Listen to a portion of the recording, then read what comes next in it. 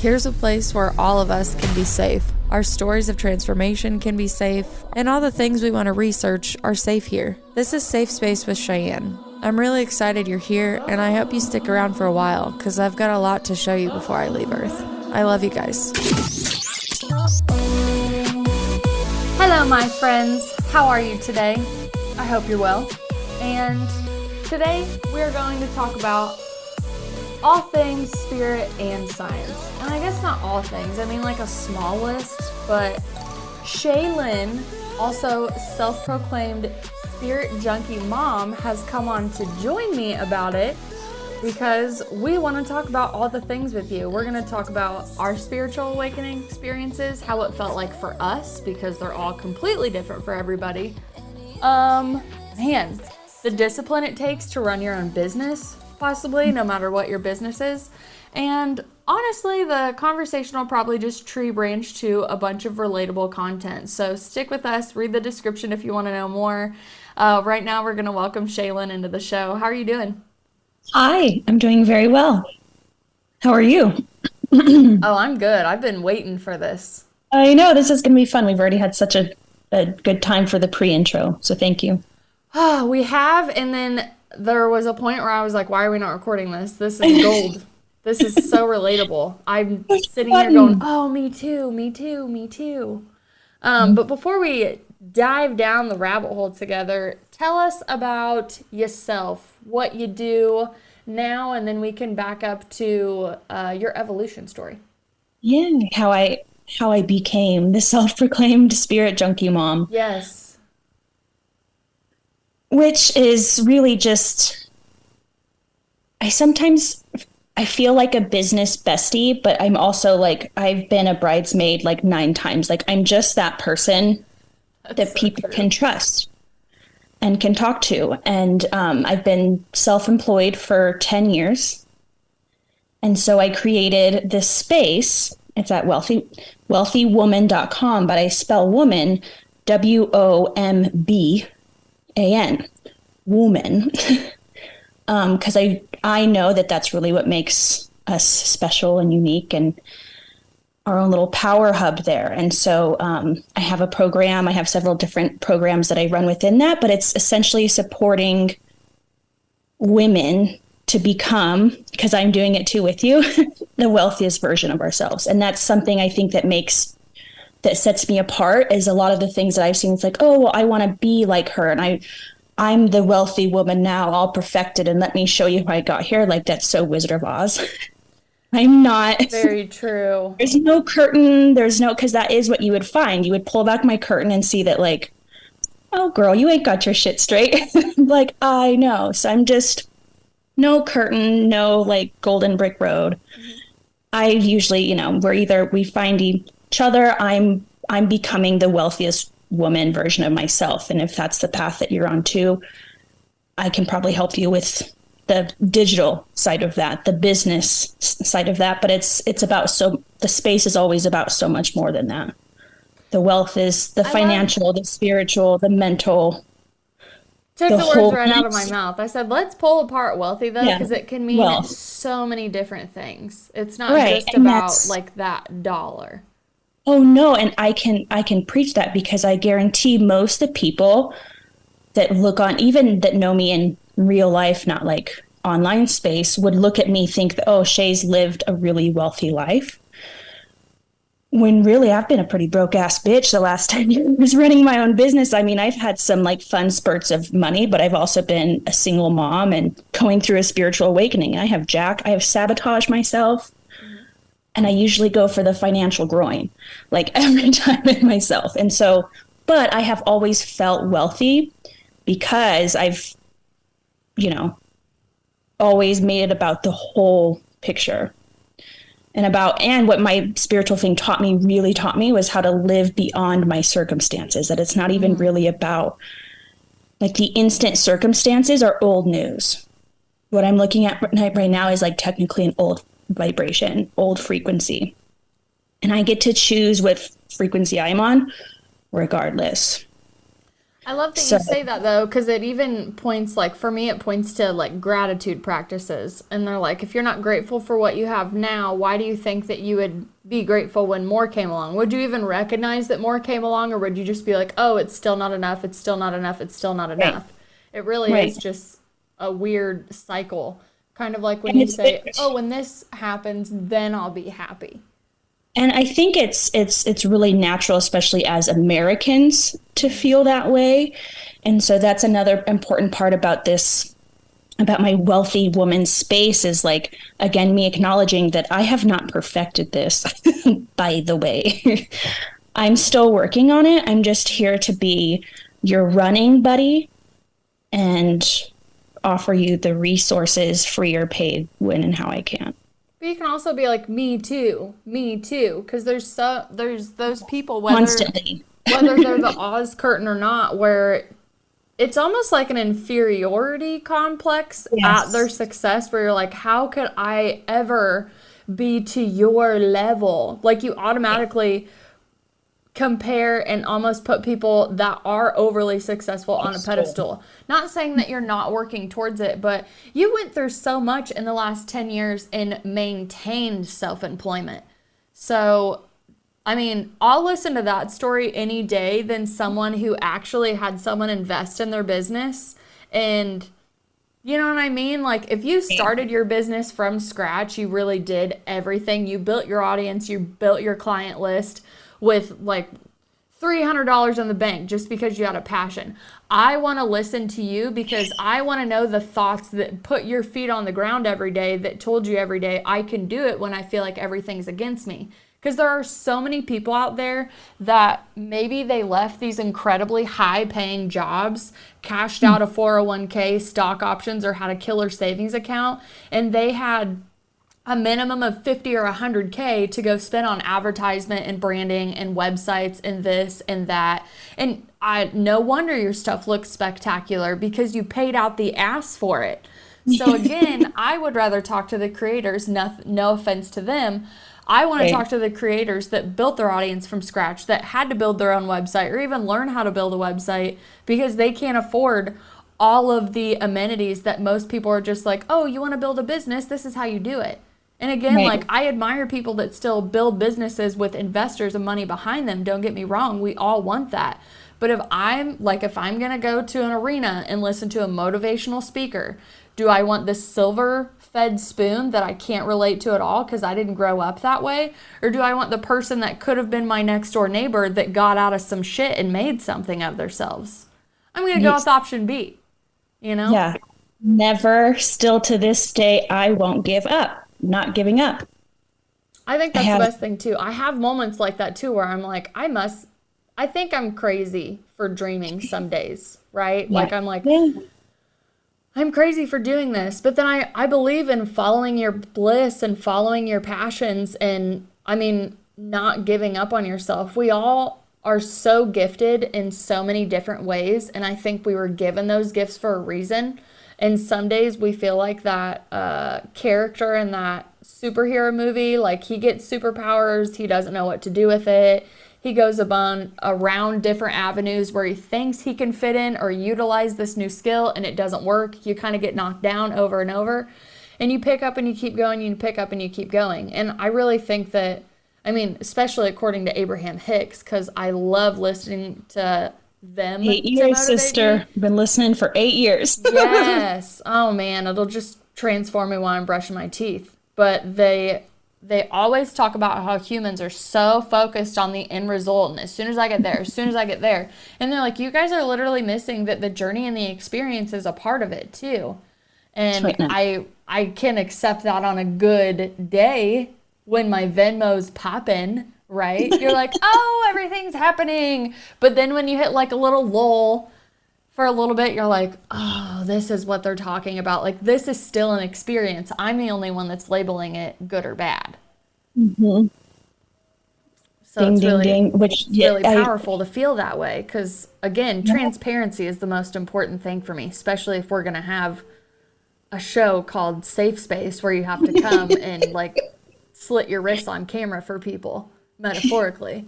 Because we'll talk about some things that are, like, I never thought I would tell people I experienced this because we all still want to hide behind our mask at some point of the day.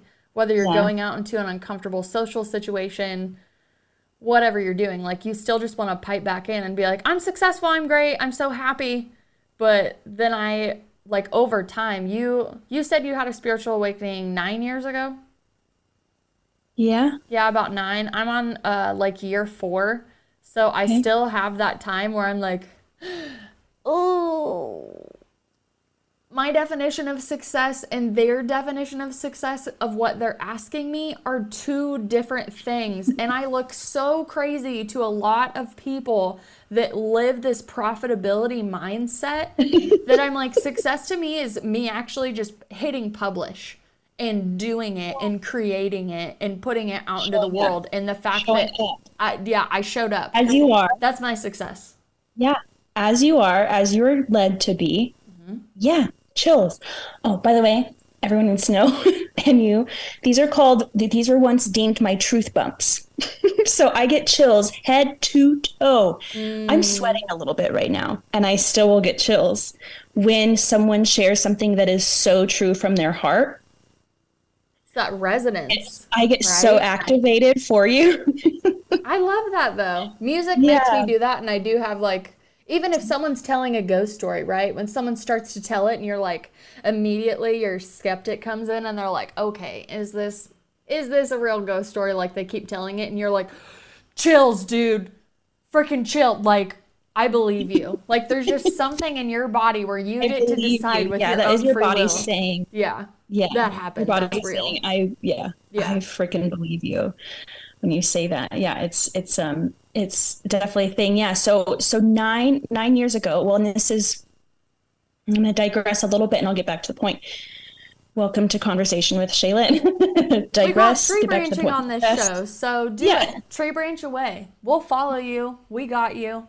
If you're driving Right. along, keep with us. We have a story here for you. So it's all a story that will intertwine. So I was really transparent with you that yesterday I had a really manic day, really manic, and I had a really hard time coming out of it. And yay, finally did, because my partner helped pull me out, and he picked out a movie for me. And this movie, gosh, movies and the synchronicity, I don't give a shit what I watch.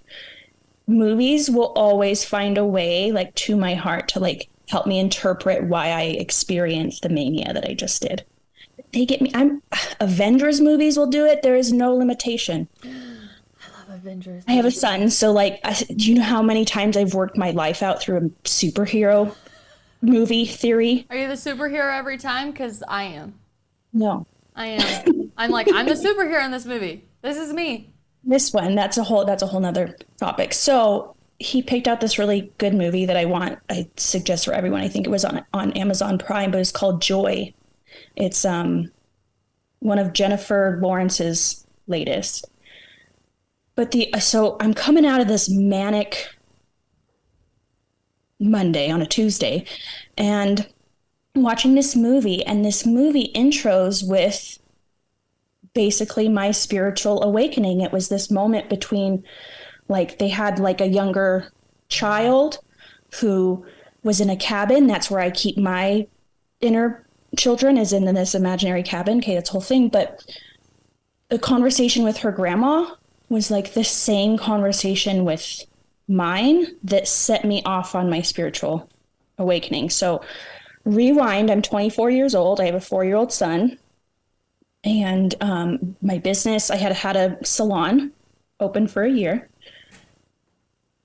And my Nana, before my son was born, my Nana was my favorite person in the world. My Nana was the grandma in this movie. Like, if y'all kind of want to know my story, go watch Joy. I related to it way too much.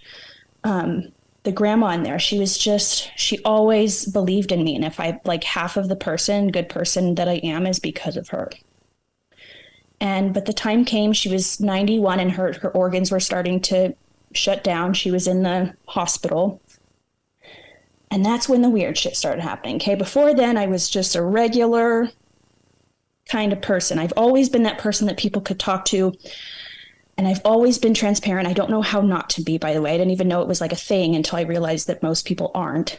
And people kept complimenting, like, oh, Shay, you're so transparent. I'm like, thanks. Thanks. I'm just existing. Glad to know you're not. I'm just describing my human experience to you.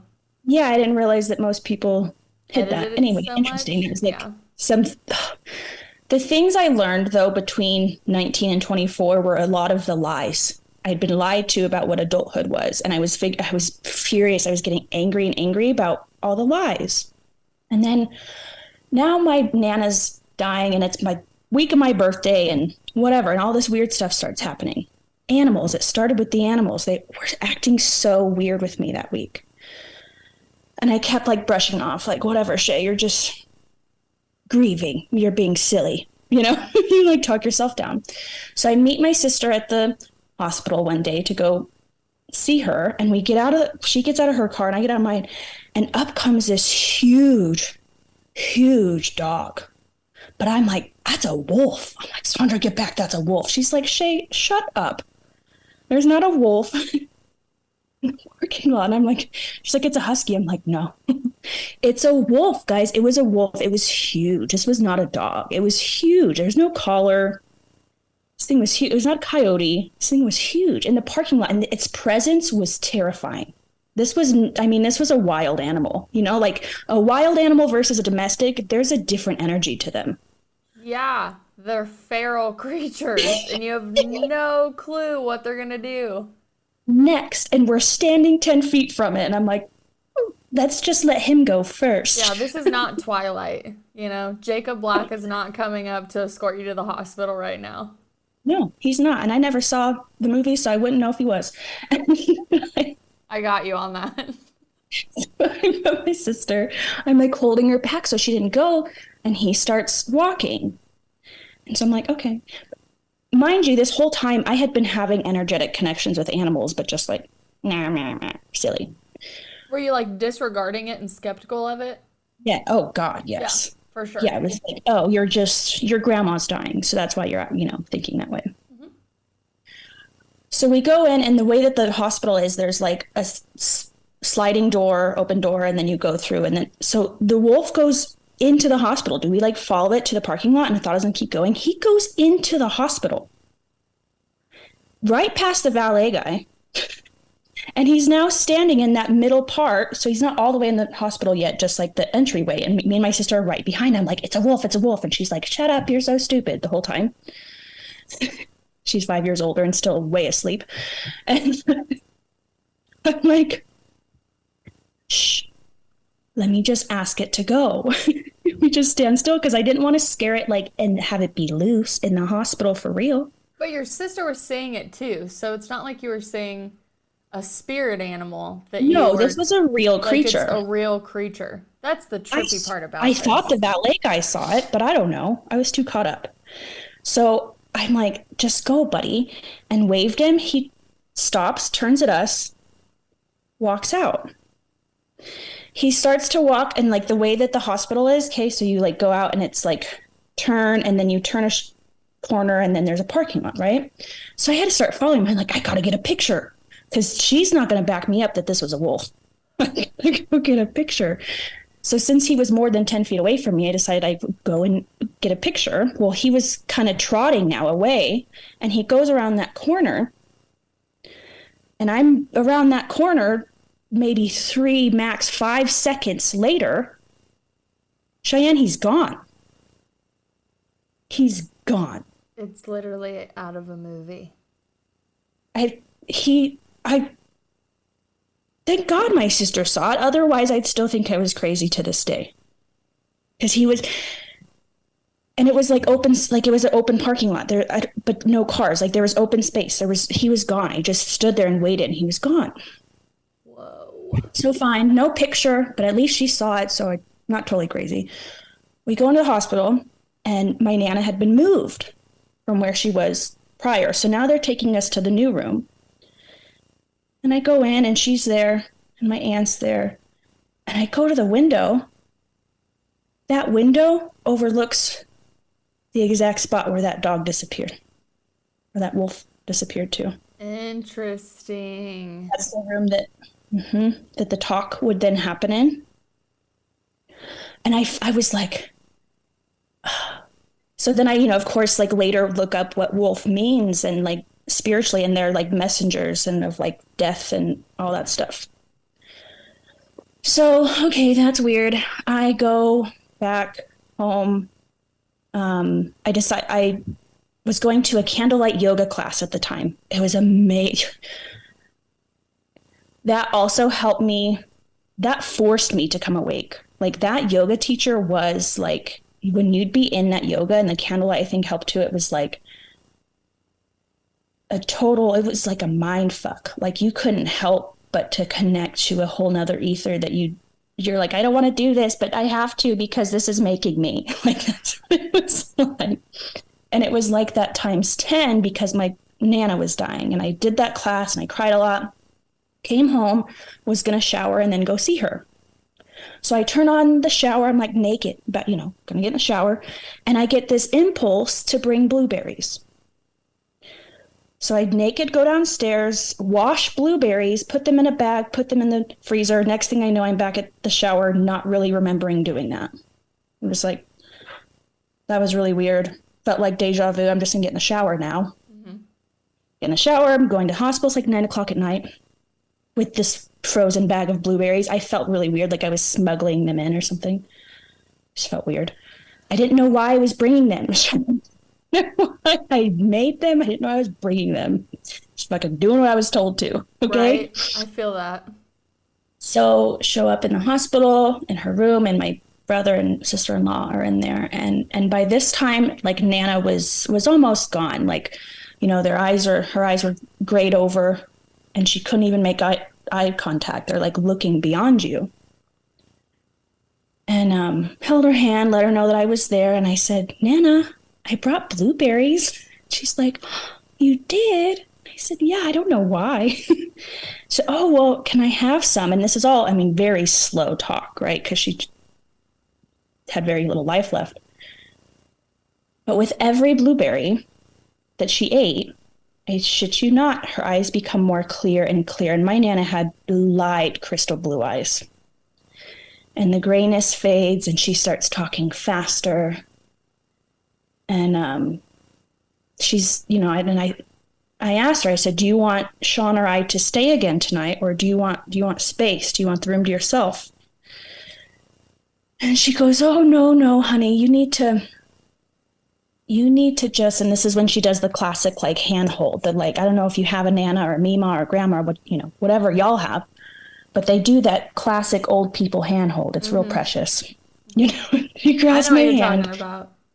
And she says, honey, you need to go home and take care of your babies. And that then turned into a conversation. I don't know how long it was. I don't know where we went. But she took me to see what my life could be and what my life was. We just talked and we cried, and I could hear my brother and sister-in-law crying in the corner. And it was cool because my Nana and I had special conversations like that my whole life. Like, I'm a conversationalist because of her. I'm transparent because of her. Mm-hmm. And no one else had ever been able to witness those conversations until our last one. I could just hear him crying in the corner. And she basically, I don't know what she said, but what I remember, the point she made was that I needed to change the way that I looked at the world and my part in it. And I promised her that I would spend the rest of my life doing that I wouldn't give up, that I wouldn't stop, that I'd keep doing that. Let it out. It's okay. It's a very emotional story, and it's always going to hit home. So stupid movie last night. God damn it. I'm like 5 minutes in, and it's this grandma basically saying that to this little girl, and I'm like, fuck. After having such a manic, I want to give up day, and then this movie. Yeah, it's like a reminder, like, hey, you are on the right path. It doesn't feel like it all the time, especially with the challenges. But for something like that to come up, especially since your grandma seems to be one of the biggest catalysts in you giving attention to your spirit, whatever way you decided to, I think Yeah. that is a clear sign. Yeah, that conversation was that, and my life has never been the same. Now, was that because I made that soul choice Hmm. in that space? And then when the conversation was done and she was getting tired, her eyes started to go gray again and look beyond, but that whole time she was clear and looked right at me. Hmm. I often wonder, just like children coming into the world, they're so close to source, they still have that connection. And then when people are going out, I've heard that one, other spirits will come around people that are getting ready to transition over because they know the light's about to come. The So, wolf. right? Like, That was the wolf as far as I'm considered. yeah, for sure. I would believe the same thing if I was in your predicament, though, too, because I always look for, I shouldn't say like I look for it so I find it and see it, but I'm like, I am open minded enough and I believe in infinite possibilities. So, just guide me the way that you want to guide me. And let's really hone in on our communication, right? Yeah. Like, what is the cardinal to me? Who are you? Yeah. But her being so close to source like that, I have like a grandma moment like that. She wasn't dying that day, but I knew it was going to be the last time I saw her. So it was very like overwhelming and emotional for me because it was the weakest I had ever seen her. It had been a while. She had already grabbed a bunch of like the other grandkids and like everybody was going through her stuff with her. She knew who she wanted to give stuff to. I had just come to see her because I hadn't seen her in a while. And she was a grandma from like a past relationship. We grew up with the family and I had like still continued to see her on and off my whole life. Because she really was like one of my favorite grandmas. And she actually had like a house nurse there because she wasn't ready to move out of her house yet. And I remember just how frail and how long it took her to like get up and move around, but she was so excited to see me. But I had to jog her memory who I was because she isn't that stimulated in her day, right? Like nothing's really going on. So halfway through our visit, she's this very, oh, please remind me again, da da da da. Well, luckily she still had pictures of me in her house. So I said, have you done anything to the basement? Are all the pictures still there? So then I said, can I have permission to go down to your basement? You have a picture of me down there and I'll show you. And I brought the picture back up and it's of me. I'm like my daughter's age. I'm probably like 3 being held by my stepdad, who is her son. And I said, I'm the baby. I'm the baby. And as soon as she looked at the picture, everything snapped back and she looked up at me and she goes, do you still play piano? Do you still sing? You have such a beautiful voice. I remember when you used to sing. Do you still do it? Will you play me something? And all of these memories rushed back that just brought her like vitality. So she was still sitting in her chair at the time. And just like you said with the hand, we like held each other's hand, but we like the hand wasn't good enough. We would start with the hand and then we were so excited to almost like reconnect and remember each other. We kept moving up each other's wrists and we would hold, and she's like, I don't want you to let go of my hand. And I said, I have nowhere to be today. I'll stay here as long as you want me to.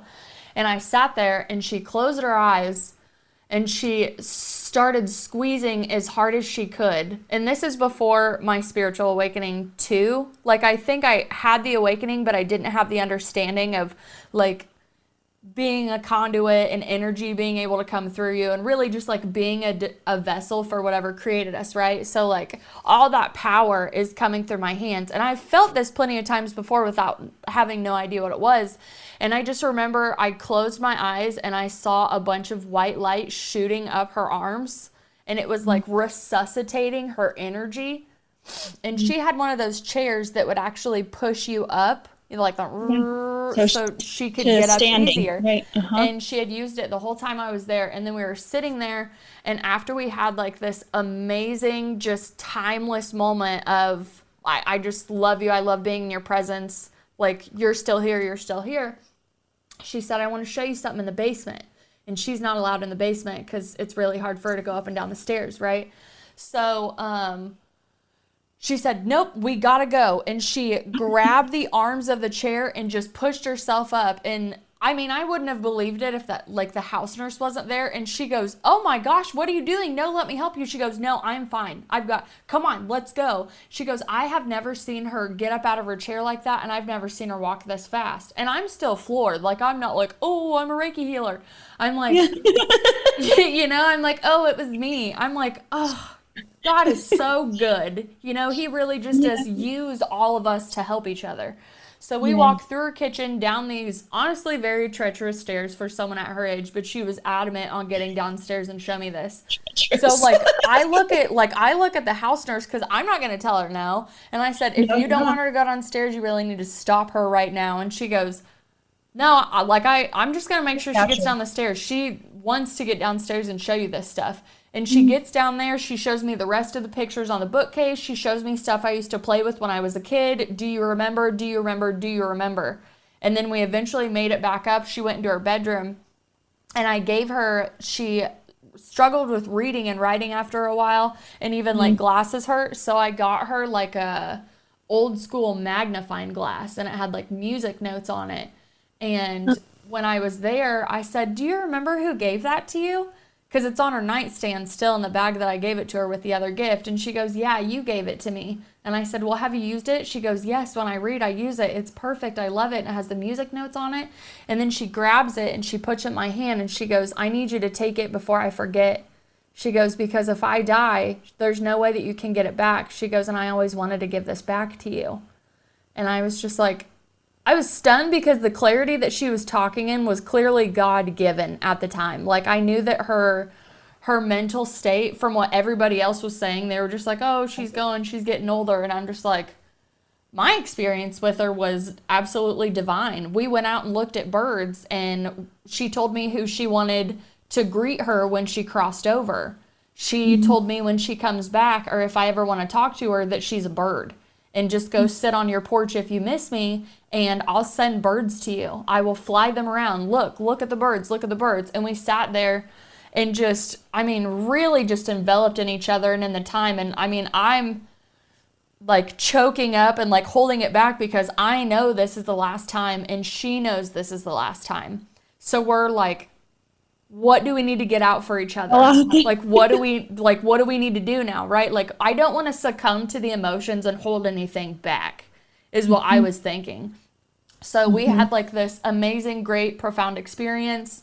I ended up having to leave, which I hated, and I held my shit together. But she's the grandma that waits outside and waves until you can't see anymore. And it's iconic, because she's been doing it to me like since forever, because we got into their family when we were like, I think I was a year or two old or something like that, when we had been introduced to this family. And we were in the family till I was about 13, I think, is when they ended up separating. But having a foundational family for 13 years and then just being like, oh, we're not going to celebrate with them anymore, you're just like, well, that's weird, because like this is already established. They're my grandparents. That's my stepdad. Those are my cousins. Those are my aunt and uncles. Those are my brothers. Those are my sister-in-laws. These are the kids. So to have all of that really taken away, even though I'm sure the relationship needed to end, like I agree that it did at the time from my perspective of being a kid, but having all that go away, and then like I always have really deep questions, and I'm just like, I'm never going to be in your family again, and I'm this old, and I have to live with this the rest of my life. And even though I'm supposed to go through this, even though this separation is supposed to happen, can I just keep her? Like, can I just come visit her?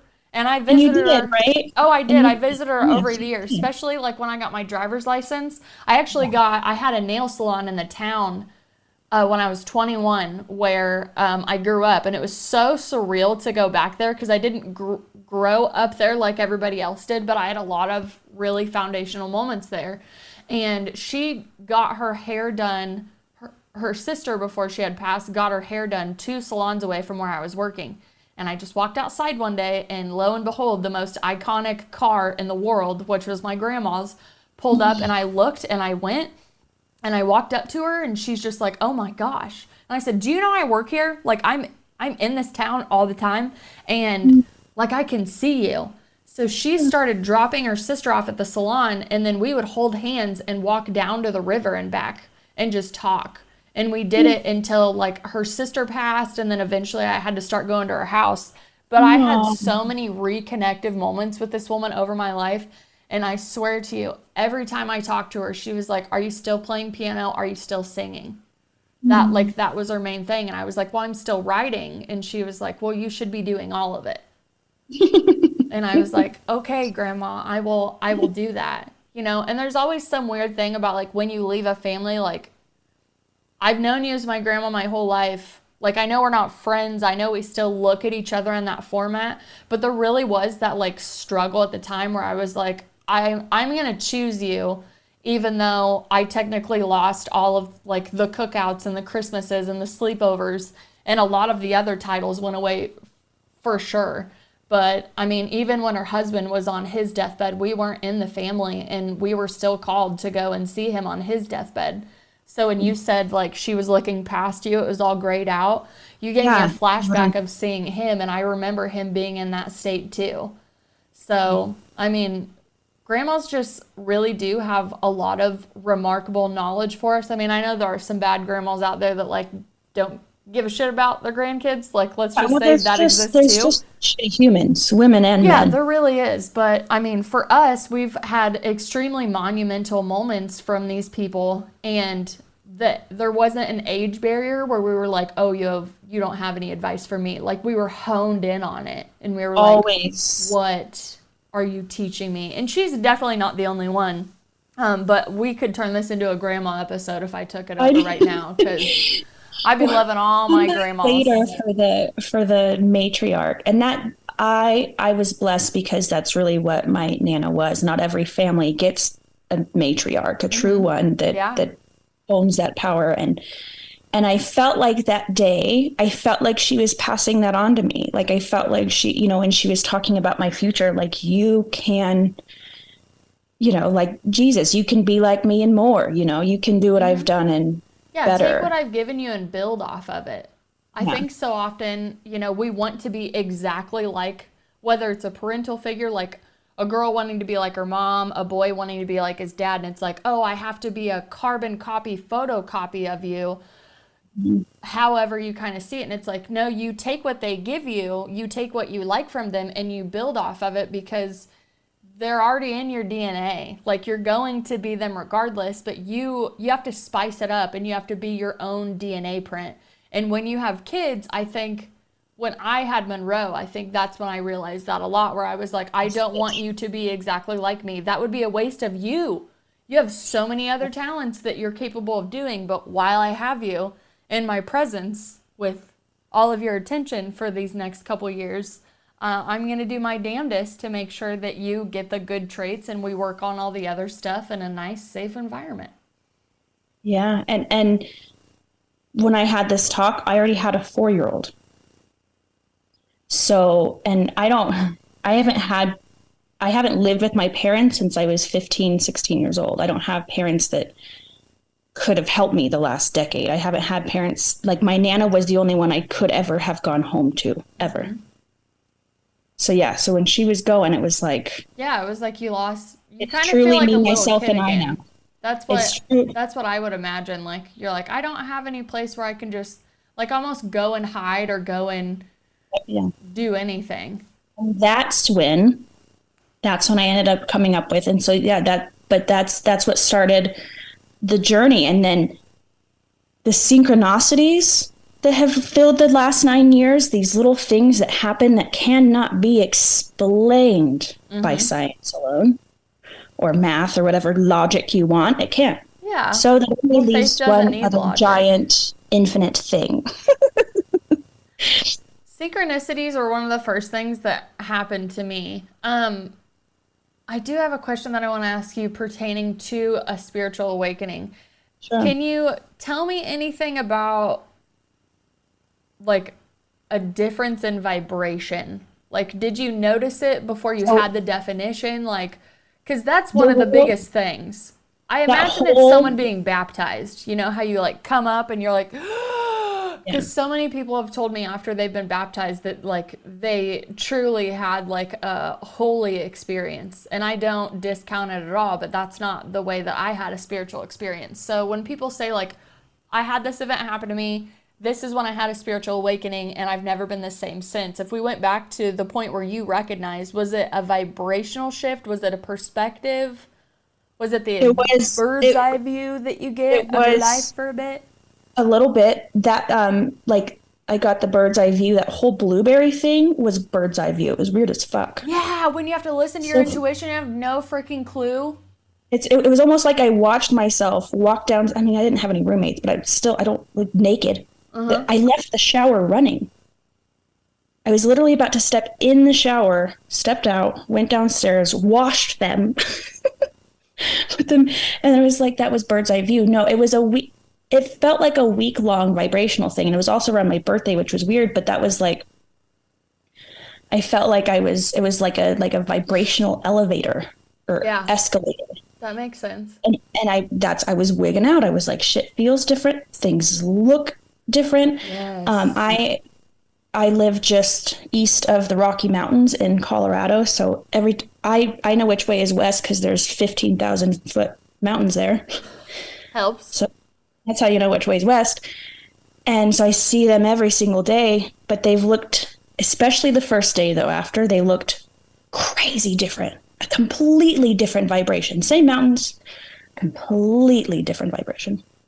And it kept being that way. And I don't notice it as much as I did then, right? But the contrast of vibration change obviously doesn't feel as contrasting anymore. But oh yeah, it was hard to be around people. Mm-hmm.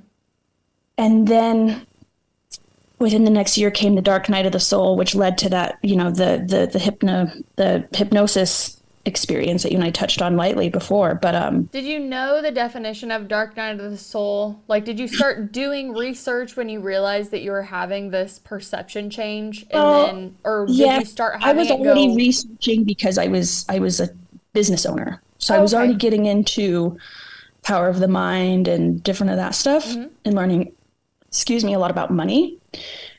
But it was all that then really put the spiritual shift on it. That I was like, okay, this is something that I can no longer ignore, that I've been ignoring my whole goddamn life. Mm-hmm. And that was the first level, is like, you realize how much you've been suppressing, ignoring, saying, oh, that's silly. I want to talk a little bit about like what I was like before I was a spirit junkie mom. I was 19 years old and pregnant, going to beauty school. And I felt like an alien. When you're not spiritual, to be pregnant was terrifying. Because my body, without any switches, I didn't have to tell it to do anything. My body just was growing a human. And I could feel my mind. I remember I'd be like laying before bed and my mind would try to go to a different vibration or like try to think about things. And I'm like, no, that's terrifying. I remember feeling terrified to even think about those things. Nope. Shutting you down, sister. Mm-hmm. Not today. You can't handle it. And it was like I kept saying that, not today, not today, not today. And then my Nana's like, okay, I'm dying, so you got to start now. Because I'm not going to be here anymore, but I'll send you feathers. She sends me feathers. Since her funeral, and I saw the first one, she sends me. It's a huge catalyst for a lot of people when people die, whether it's just like, is there an afterlife? Can I communicate with them? But it ends up being a catalyst for their specific journey and personal spiritual evolution.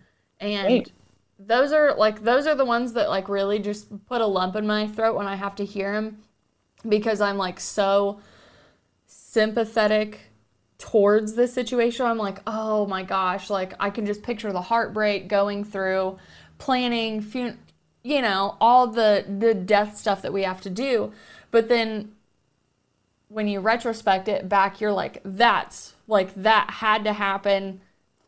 Not saying like everything's planned, but yeah, it really is a gift when it happens, not at the time, but that it's almost like an accelerator is kind of what I think about it.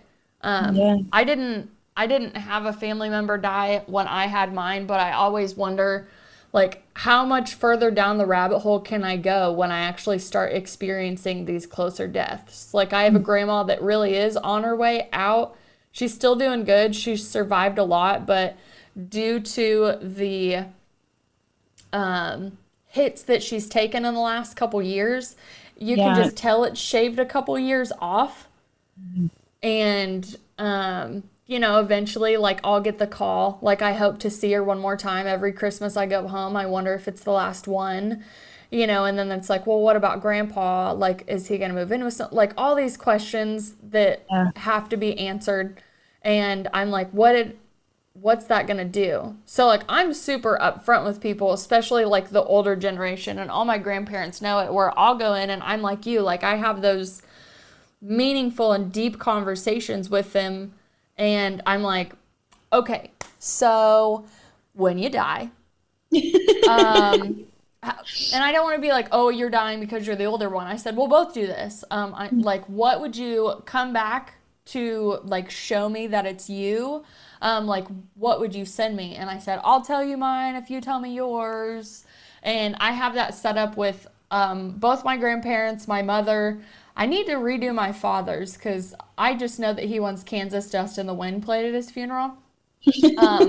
And there's some people who don't bring it up because death makes them really uncomfortable and they don't even want to think about it. They don't know how to do it. So I think my comfortability with death actually makes people uncomfortable. And then they're like, I think it's weird that you're so comfortable with that. And I'm like, but I mean, even if you're looking at it from a Christian mindset, if you're a Christian and you can't wait to go back to God, like, why are you scared to die? Because you're showing attachment to temporary, right? So, yeah, I mean, I'm like you, like, I'm transparent, but I'm also, like, blunt. So I'll just be like, all right, so I know you're going before me, and I want to know, are you a hummingbird, a blue jay, or a cardinal? And my mom and my grandpa both said they're hummingbirds. So actually, my mom's going to go with me, and my mom's going to pick out the hummingbird, and I'm going to tattoo her here next to my siblings because I have my siblings' signatures on my arms. Oh, cute. Right here. Well, they're nicknames. So my sister's nickname is Jiminy because she used to be my conscience when I was a rebellious person. So now when I'm writing, like, I just always remember, like, my siblings and my conscience, and they're kind of like, they're like my little first family. It's really cute. Jiminy Cricket was my favorite character when I was a little kid. I have this big, huge stuffed animal of him that my mom's made me keep. I was thinking, I had a little good thought tree moment there, but I think it's gone. It happens. We both love Jiminy, though. There's another synchronicity with us. You seem close, though, with your siblings. And, this is where I was going to go. Tell me if I'm wrong, but it seems like before spiritual awakening, that you and I can relate on this, you said you were rebellious. And then after, the only thing that's changed is that, like, for me anyway, I still don't like to follow rules. Like, it just turns out I just don't like rules. I understand that sometimes they need to be followed, and I will respect them sometimes. However, I mean, I just don't want to, like, put myself in certain situations. Yeah, if I'm not, like, I don't want to be like, if I'm not vibing with it, I'm not doing it. But I really do pay close attention to, like, really what nourishes and feeds my soul. But I don't want to be one of those people that study anything spiritualism and go into the spiritual ego, spiritual bypassing, and then act like just because I had a spiritual awakening that I still don't have a soul contract to unroll for like this lifetime, which is Cheyenne's lifetime, if I were speaking from like a higher oversoul perspective, because this is just one piece of the puzzle that I'm living. So I always have to remind myself, no matter what I'm doing, like, I have to honor what I'm doing here in this lifetime. I don't get to bypass it because someone let me peek at the instruction manual through third eye visions. Because I've had those moments where I'm like, why do I have to go through this? This doesn't make any sense, you know? But it's all for you. But Jesus is one of my favorite characters, and I learned him in the church growing up. He was always my favorite. My aunt died. She's pictured right above me. My aunt died a month after I was born. So in the picture, that's her holding me on February 7th, 1991.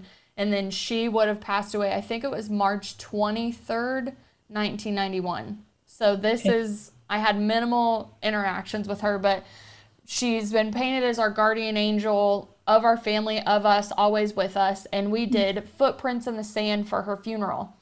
So I grew up like knowing, hey, whenever you see like one set of footprints in the sand, that's when I carried you. And if you want to talk about like positive subconscious programming, like just knowing that there is a divine being, not just God or source or whatever you call it, there's a divine being that is there for you. I was raised on that, so it was super comfortable to go through like the church stuff. But I got rebellious with it because I was like, that doesn't add up. That doesn't add up. I feel so unworthy. I feel so shamed. I feel so this. I feel so this. And it could have been from y'all. Yeah. Yeah. And your rules. Yeah. But then when I started doing like my own research on Jesus, which I've been doing for ever is what it feels like, which it's like low key. Like I don't look like a person that would study Bibles for esoteric purposes and connecting back to ancient texts at the time. But I was like, Jesus was a rebel of his time. He didn't want people in a church. He didn't want people going and outsourcing their power and giving their money and going to all this fake BS. I was like, oh, you are my dude. Like, you're going to sit in my passenger seat and I'm going to talk to you because you are extremely compassionate.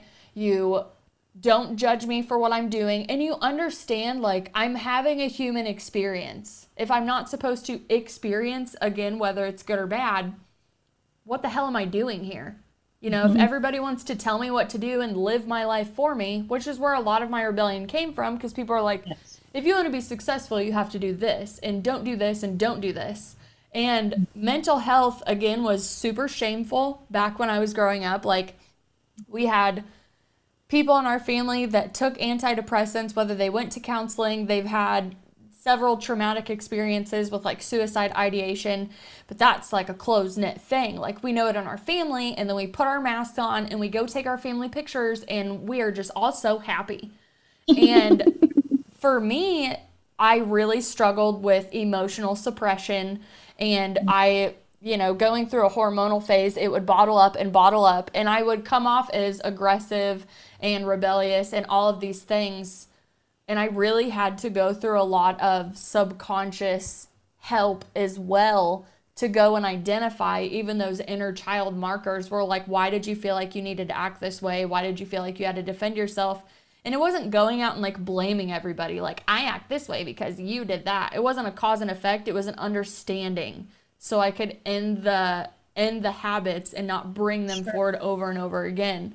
So circling back around to my tree branch, there have been so many things that have guided me, but Jesus is one of like I don't want to be like, I'm a follower Christian of Jesus, because I do not subscribe to the Christian version of Jesus. I subscribe to the Dolores Cannon Jesus and the Essenes Jesus. You know, I'll jump on that train any day. Or it sounds like you're like me. Fuck everyone else's train. I have my own relationship with him that cannot be understood, defined, or even encapsulated. So don't even fucking try, because I don't. And that's why I'm able to have a relationship, is because I, like you, went, except similar. I was raised with it, but then I got rebellious towards it because I saw how badly it was abused, and I didn't want any part of it. And then even after people in the clergy abused it, right? Like you're like, people in the clergy is what turned me away. It wasn't Jesus himself. It wasn't this like holy book that has been supremely edited. It was the way that the people would preach to you as a child. You must act this way.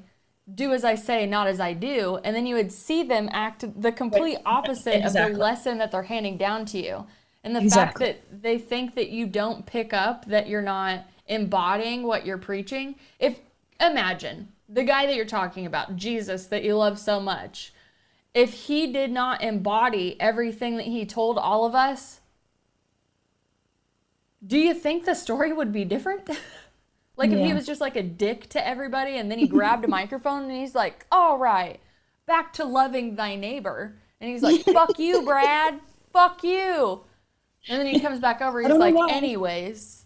You know what I mean? So the embodying he flipped his hair because it was long too. Yeah, he did. It tickles me. I'm not trying to be dramatic. And he wasn't either, but He wasn't either, but sometimes you just gotta put on a show. Yeah, sometimes you gotta flip your hair. So flip it there. yeah, I always like it's I, so tiptoey because I'm like, I don't want people to like think that I hate Christians or any sects. I just need you to yeah, understand how boxed in and controlled and outsourced it is. there are two men who are both gone now on the other side, but they helped restore that relationship in ways that give me chills. And that's a whole nother podcast to tell you about that part. But look up these books or these men. Got my pen. Actually, you probably know this song, Rich Mullins and the Ragamuffin Band. And I'll listen to it and see. he's known because in the early 90s, he actually, Christian music is what it is today because of Rich Mullins. Because Rich Mullins was a brave son of a bitch in the 80s. He came out with this song called My God is an Awesome God, which most every Christian knows.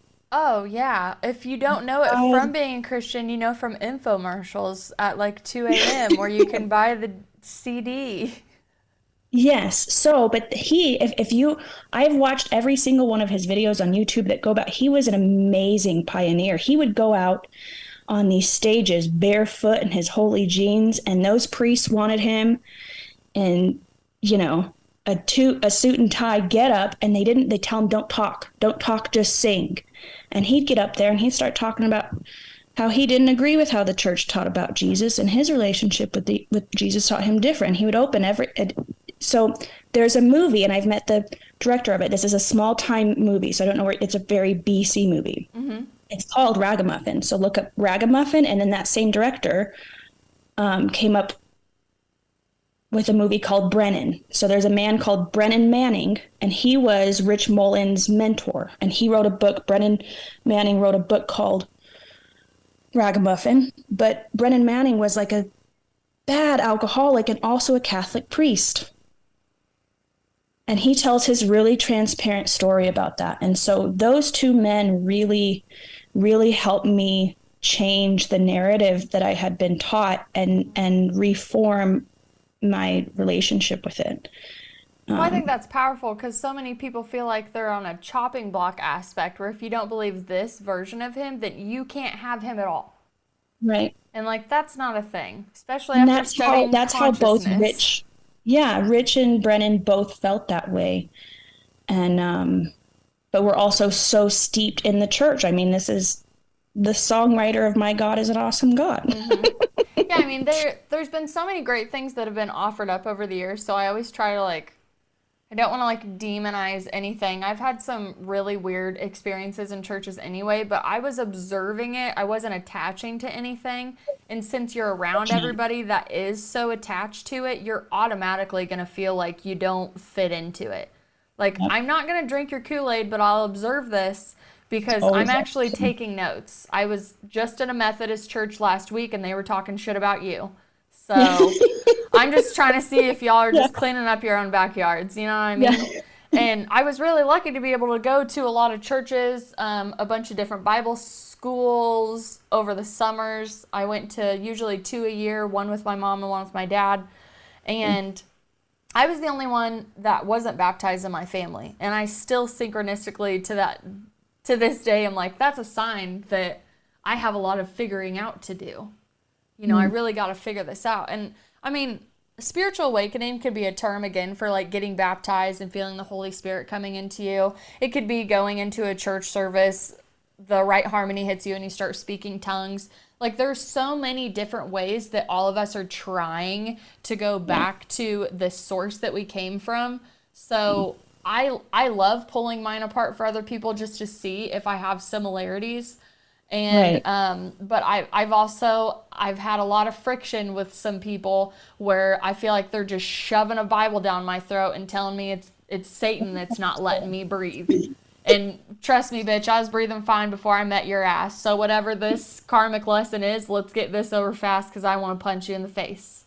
You know, whoever Satan is might be attached to you. Yeah. Because you're forceful. I too, though, and I feel blessed that I was like we are, that I was, for whatever reason, not attached to the stories, but just witness of them. Yeah. But I'm so glad that I did that work and that I have my own connection. Because you know what I love? I love worship music. I love the shit out of worship music. I love Christian music so hard. I think that's a great thing. I am not on that wavelength, and I just want to say that I support you, and I listened And to it when I was younger. There was actually an album I see, I got for didn't get. Christmas. They were called Mary Mary, and I don't Mm, know if it was their first or second album. I don't know. Shit was banging. I loved it, and I listened to it all the time. Let's see. 12 Stones was a Christian band. I didn't Flyleaf was listen a to it when I Christian was little. band. You know, like, and there's actually like worship music. I mean, like choir and like churchy, and then there's like I'm the talking like extended genres. Lifehouse. Like Lifehouse, Lauren Oh, Daigle I is forgot Lifehouse was a Christian popular. band too. I've seen, See? yeah, I saw Yeah. Lifehouse front row, like touched them, met them. I love them. I've always loved them That though. probably would have been like a 2000 stream, honestly. At like their peak of what I would call their That was when TRL at the time, right? but I never got off their train. That's okay. So 5 years ago, when they were in Denver, I was second row and pregnant and touching them, and so pictures. Oh, yeah, but that's such a great memory for you. So yeah, no, but that's the kind of like Christian music that I like, and that's something like I want other people to know. You can listen to Christian music and not be Christian. You can like listen to Jesus, or you can have whatever you want. There's actually no one of my favorite. Do you know Amanda Francis of her yet? Write her name down, please. Amanda Amanda Francis. I've Francis. listened to her for 8 years. The way that she breaks down specifically money and God is just, and like she helps rewrite a lot of old things that we don't realize we believe. But one of the things she says is like, God is not up, there's not this like chalkboard in the sky that says you have to do it this way and you have to do this thing. And then there's the subtask A, B, and C of how you have to do A, C, and D. Like, no, that actually doesn't exist. So you can worship or not worship or be connected or however awakened or whatever, however that looks for you. Awesome. Mm-hmm. It's never going to look like anyone else's. No one's ever going to be able to understand it. So enjoy it. Love it. Continue. Me, speaking for myself, I'm devoutly will discover it for the rest of my life. That was the promise that I made, that I would I would be devoted to discovering and always be open to adding to it, knowing that it's infinite. I feel like we definitely have that in common. And when I meet people, I get a better understanding and I get to add to my own language that I'm building with myself and my connection. And I remember reading, it was either a story or an article or something, and they were talking about like, what are you devoted to? And then I went and I saw one of my mentors, and she's like, again, the word came up. She was like, you're devoted to your path. I know it scares you sometimes because you don't have a comparison. You don't get to go to somebody, it's not like you're at work and you're like, I want your promotion. Can you train me? I'm that person. You have to hold my hand. I want a hand holder. I need to see it first, right? But there's so much faith, truly faith, that you have to have. And I think words like God, Jesus, faith, fellowship, like all of these very church-oriented words, I realize over time, again, it's not God and it's not Jesus and it's not these words that are triggering. It's the people that are using them, that are misusing them, and then still portraying that they're just this devout follower and they do everything correctly. And then they shove this unworthiness in your face and they're like, well, how dare you do that? He died on the cross for your sins. And sometimes I get a little snippy and I say, he died on the cross because Judas is a snitch. He sold him for a bag of fucking silver. Calm down. And then if you go to the Essenes are like, he knew his mission the whole time. He knew that he was going to die. He lived his day by day, and they would talk about this magnetism he had when he talked, the way that he looked at a flower like he had never seen it before. Every experience he'd take, he fully enveloped.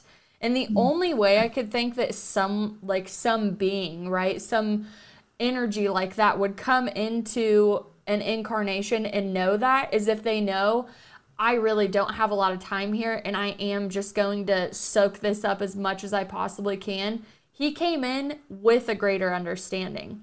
I just think that the misconception is everything that Jesus did, we're not allowed to do because we're so unworthy. And I just don't believe in the whole unworthy bullshit anymore. Yeah. I have repented in my own ways, penance, whatever you want to call it. But like you said, like that's my relationship with him. Going to everybody else who would still shove Jesus in your face and then shove judgment in your face in the same conversation. I mean, it just makes me want to turn into a feral creature. It doesn't make me want to turn the cheek. It does, like, the rebellion in me wants to go, oh, you want to know something? Yeah. You know? And again, like, I grew up in a very college certificate, like, family. Like, one was like, go be who you want to be, find the religion that you want, whatever path is your half. And then the other household was like, we're going to go to church every weekend. And I was surrounded by all these people that's like, the American dream is you go to college, you do this, you get the job. Yeah. The normal stuff. And that, again, I was like, zzz, like I just felt like I was being like electrocuted. So it makes you feel like you can't fit in because everybody else is doing it and figuring it out. But I couldn't. So when I did drop out of college, it was right before a world religions class, and I just finished up a sociology class, and I was like, I love both of these. These are just sticky, icky good. So since I couldn't go to the class, I was like, I'm just going to study religion. And right before I opened this huge book about every religion in the world, I just looked up at the sky, and I was like, if I'm doing something wrong, just please stop me immediately. But from what I've learned my whole life is you've given me free will to experience, and I want to bring my experience back to you, and I want to show you what I learned on the earth that you put me on. Mm-hmm. So I'm going to open this book, and I'm going to learn a lot of things that I was told I'm not allowed to learn. And again, that rebellious thing kicks in, and that curiosity kicks in at the same time, and you're like, why am I not supposed to read this? What's going to happen to me? You know, and there's a bunch of like different ways, but again, like a spiritual awakening can be so different for everybody, but mine was vibration and frequency just shot through the roof. I needed the definitions of chakras, kundalini awakenings. Like I had to pour everything in a blender and like stir it up and then pull it apart and like find the definitions of what happened to me. I had already been through like doctor stuff when I was younger for like depression and stuff. And I was like, this isn't the way. I don't want to outsource myself to medication. I don't want to outsource myself to this. Yeah. What am I doing? My dad really wanted to get me on pills when I was a teenager. I fucking refused. I've always refused Western medicine. Actually, just to be straight honest, that was part of how my partner got me out of my manic episode yesterday. Manic all fucking day. And he's like, listen, I don't know what to do. I feel like I need to call someone. I'm like who? Like who? He's like, like a facility or something. I'm like, oh shit. Fine. But it happens. And there's so many different vantage points to look at. This is what I think happens. Jim Carrey said it really well. I was a big fan of Jim Carrey, of course, in the 90s, being a kid in the 90s, and everyone's like, oh, he went weird and never came back. I'm like, no, he had a spiritual awakening. No, he had a spiritual awakening and realized everything. Right, and did come back. And yeah, you can't come back the same, bitches. No. Especially can't go back to Hollywood. Wait till you experience it. I can't tell you, when I first came out, not to interrupt your story, when I first came out with all this and I was like, I'm just going to let everybody know this is what I'm going through in my life. I'd had so many people reach out to me, like low-key DMs, phone calls, text messages. You're the only person that would understand what I'm going through. And I'm like, I got you. And your secrets are safe here because it's fucking weird. It was so cool because at the time when I was going through mine, I had a private studio salon. So you want to talk about a safe space, girl? It was safe space with Shay. And people would come on and they're like, I can't wait to tell you this. And they were just so excited to talk to me. Yeah, I grew up in a salon. You know everything about everybody. Imagine a private studio though, dude. The level of vulnerability and transparency, mostly from me, because the part that sucks about working in a salon, another digression, all those transparent things the other women will use against you at some point. Yeah, they will. A big old conversation about broken feminine as a collective, right? And that will just sum it up with that's what that happened. So when I had my own private studio where there was no risk of that, I was the one creating the safe space, and I could actually keep it a safe space even for me. Game on, bitches. Let's all grow. Let's all talk. Let's all, I was an underpaid therapist. I don't know where we were going with all that. Guess it doesn't really matter. I think we were intertwining, your relationship with Jesus. If you have one, that's using your own. You don't have to prove it to anybody or explain it to anybody. We're both really not a fan of organized religion based on our research. We both had spiritual awakenings that really tripped us out and made us, I think that's a good topic to talk about, is how skeptical, I was skeptical about anything that I actually embody and research and train on now. It wasn't like I was always I believe in all that. Chakras were a fairy tale to me growing up in America. Your energy body. Okay. Fairy. Yeah, right. And now it's and now you're like, oh, my root chakra is closed today. And and then adding social, talk about really making yourself the black sheep. But you already are, but you're just advancing. I already was, but now you just really get to embrace it and do your best to not give too many fucks. We were kind of talking about Western medicine, pills, whatever. Oh, yes. You refuse them. Yeah, but now I'm like, gosh, it's... I was rageful. I was angry. There were so many things that I had started to get into therapy a little bit before my spiritual awakening, but had it not been for that, who knows, I might have been stuck in traditional therapy for the last decade and not opened myself up to hypnotherapy. I had an energetic healer that I worked with for a couple years. I wouldn't have been open to these fairy tale ways of accessing myself, like meditation. I do this guided meditation that I think you would just love, and I learned it at a Ragamuffin retreat. That Ragamuffin thing I told you about, they did a retreat, and that was another very powerful time in my life. I got to meet Rich Mullen's brother. He was there, hosting it. They hosted it, and I didn't know this. Rich Mullins died in a car accident. I met his best friend who was in the car with him when it happened, and that's I didn't. He was just a normal guy singing around the campfire. I didn't think much of it, but it was the first night at the campfire. Everyone kept requesting songs, and he would just play them. I didn't know any of them, but I wasn't raised on hymns and music, so I don't know E from Adam, okay? But then the next day, he's singing at a table. Turns out he's also been a Christian musician since the 90s and he's famous, low-key famous in the Christian world. And I had no idea. And I've had so many of those experiences too, of proving that the societal hierarchy is an illusion. Mm-hmm. It's an ego-driven illusion, which I don't know if you are familiar, if anyone is, with Wayne Dyer. He was one of my very first and longtime teachers, and I loved his definition, or what I heard from him. He maybe got it from somewhere else. Ego defined as edging God out. Yes, that is where that comes from. Yeah, I way back in the day. It's such an easy. I love little acronyms and stuff like that, because I'm like, oh, yep. If I'm edging God out, I'm definitely in my ego. And another one of my little, let's just like wrap things up, spiritual tool bag here while I'm in here.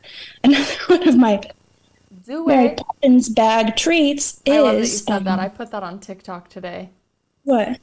I was talking, I did a TikTok about Kate Hudson Hall's anxiety hack book, and I was like, she's got tips and tricks to add to your healing bag, your Mary Poppins bag of healing. I'm telling you, you and me are on the same frequency. Same frequency, like have been for a while. We'll have to catch people up of like all of the little connecting dots we had before I even talked to you. Mm-hmm. Oh my gosh. Maybe I just need to go there. Oh, the bag. Back to the bag. Let me get in the bag. My other ego trick that I learned, like a defining thing. It's just this thing that I'm like, oh, so much sense and makes things simple. And of course, everyone, easy and simple are not the same. So simple is like anyone can work with it, right? So everyone's heard of, the Trinity, right? The God, Holy Spirit, whatever. There's like the religious Trinity, but I just learned recently, a couple years ago, there's an ego Trinity. And when you're being either one of these three sides, you know that, like, I know I'm in ego, and the three sides are hero. So when you're talking about being, are you always the hero? I'm not always the hero, because there's two other sides to the Trinity. You're either the hero, the villain, or the victim. The ego will always only ever be one of those three things. Sometimes both. Sometimes they'll play all three. Or if someone else is in their ego, if I'm in my ego, you can tell because I'm turning you into a victim, or I'm turning you into the bad guy, or I'm turning you into my hero. I'm in my ego. You may not be, but I am, because I'm putting you in one of those things. No, do your thing. Put me wherever you'd like for this analogy. It's okay. I'm just going to leave you in the center, ideally, right? Or like not in it at all. But yeah, when I'm thinking myself, I'm like, okay, I'm in my ego because I'm feeling like a victim, or I'm wanting to be a hero. Mm-hmm. Or yesterday I was the villain. Yesterday I was like, I was the villain. The baddest bitch in town, in my own town. I definitely have villain days for sure. I guess I think about it from like an inner child perspective, where it, again, like you have these magical powers and you don't know what to do with them. Yeah. And you don't even realize that you want to help people because you're so clouded by all the bullshit that either you've done to yourself or has happened to you, right? So there is really a pulling out, a purging, and a clarity of all these moments, because then what you're left with is like this little gift, and you're like, okay, now I'm to it, and I see it, and I'm a part of it. What do you want me to do with this? You know, and you're like, I need some help. I need an instruction manual. My other favorite one is, I learned this from a pagan lord named Alexian. You can find him on TikTok. He is amazing. He's so funny. But he says, fear isn't real. It's false evidence appearing real. Mm-hmm. And I was like, repeat that? And like I grabbed my notebook and wrote it down, because fear is one of the biggest things that has always held me back from a lot of opportunities that I did or didn't take. And even if I did take them, I'd be so riddled with anxiety that I was like, this is me, this is what I'm going to present to the world. And then I walk into the room and I'm like, I want to go hide in a cave. I don't want to be here. Hi. You know, and those get like less and less as it goes on, but there are just certain things where I have to go out and do, and I'm like, I am asserting the mastery of my real self. I am asserting the mastery of my real self. Lately I've said, I love everybody in this room and everybody loves me. Because immediately you go in and you're like, every insecurity that you have about yourself, you're like, well, that's why they're looking at me, because I have a muffin top today. Oh, well, that's why, you know, they're looking at me because this is too much, or this is too much. Because I look stoned, and they're like, they know it. They know that I'm high. You know, that's usually a badge of honor, because I don't get to do it as much anymore. My daughter's so energized that I didn't want to rob her of her childhood by just being high. So it's in the recreational pile for me now. Like I can like go to shows and have fun with it that way. But like you're in Colorado, so it's like fucking going to 7-Eleven. You know what I mean? Here in Kansas, sometimes it's as a like mom a felony going to the or store. something stupid like that. Like I don't really know where they are, because I definitely don't pay attention to politics. But like pretty much everywhere around us, any border that touches us, they're like, smoke weed, we don't care. Really? Yeah, and then Kansas is like, no. I forgot. I forgot you were in Kansas, and I just remembered. But that's where I did the Ragamuffin retreat. That's where the shit changed. It was Westminster Woods of Kansas. Shit changed me. Changed me. So is it the motivational speakers, the connection with like-minded people, the music, just all the whole event in general? The whole experience. Mm-hmm. Even, and this is how I am with trips. The trip starts before you go. The trip starts as soon as I know I'm going. The trip has started, and the planning and all of the steps, like, and that's what synchronicity is, right? Like that's my life, is like when I look back even to how I ended up getting there, it was just a sequence of events, could not have been made up.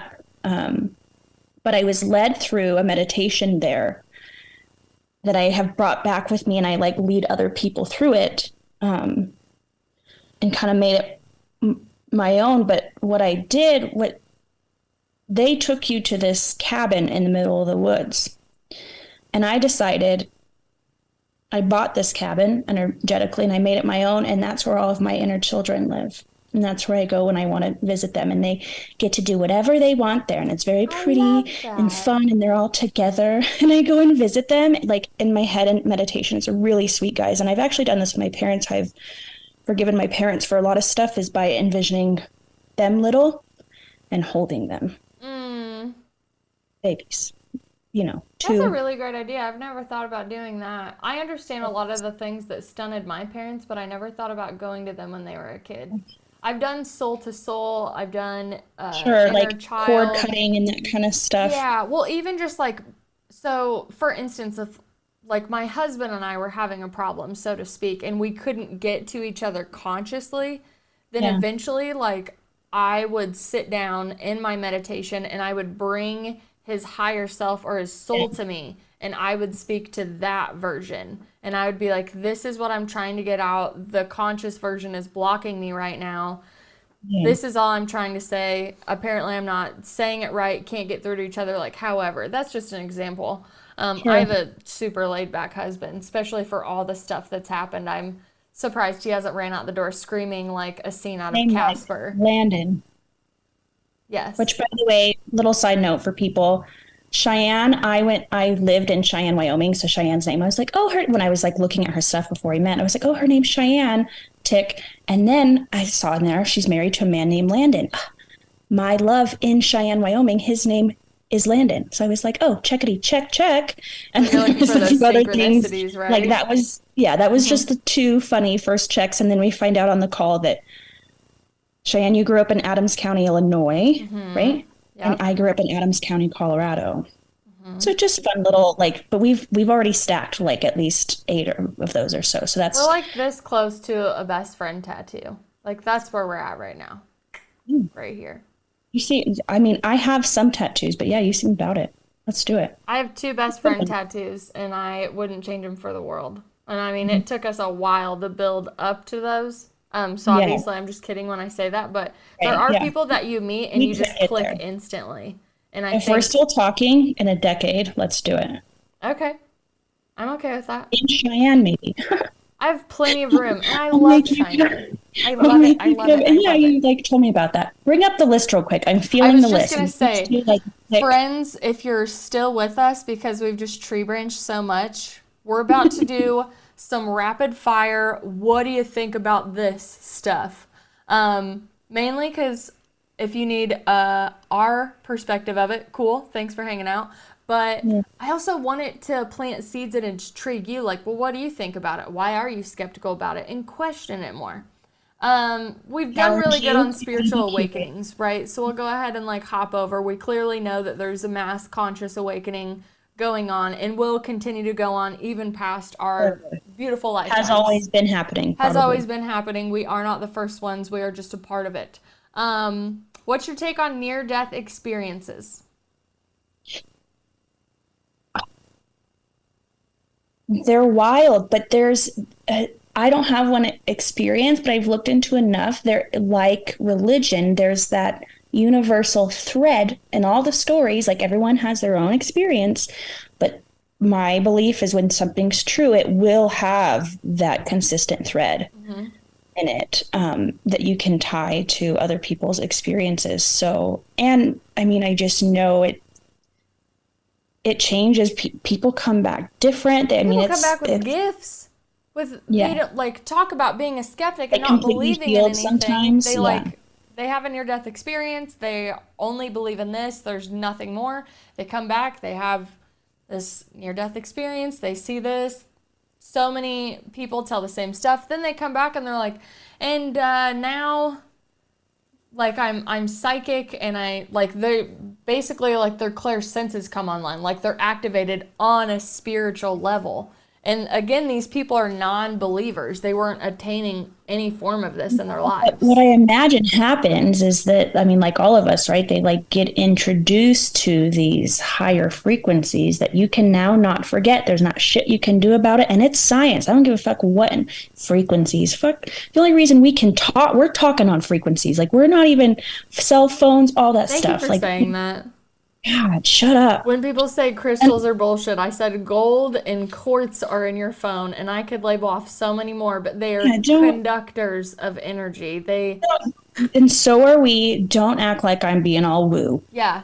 I love the woo, don't get me wrong, but really I the love the the bridge woo. of it for us to, really normalize it. Like Back to we the should whole, yeah, normalize the fact that we are energetic bodies as well as physical bodies.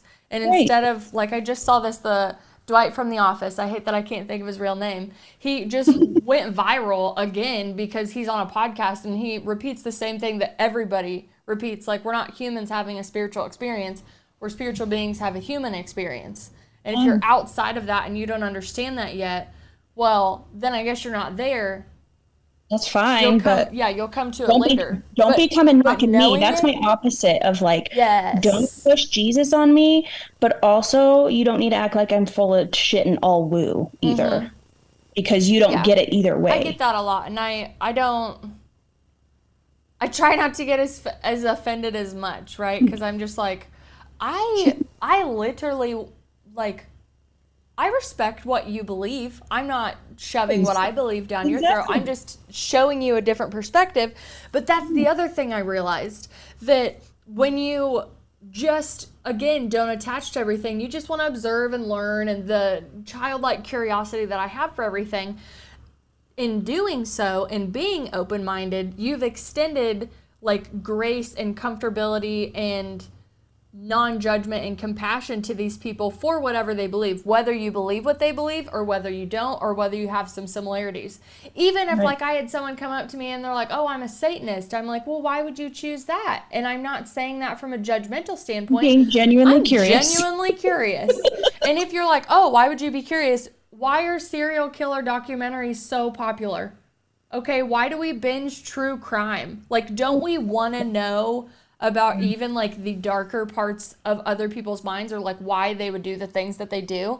So even when you bring that back into what you're curious about and extending grace to somebody else's perspective, Yeah. I have got more backlash from people that are in a church-oriented mindset than I have ever gotten from anybody in spirituality, even an atheist. Or not I've met a spiritual. nicer Yeah. atheist than I have a Christian, and I've met a lot of really wonderful Christians, but at the end of the day, I'm open-minded, and if that's what you believe, can you just have a conversation with me about it? I just kind of want to understand as best I can.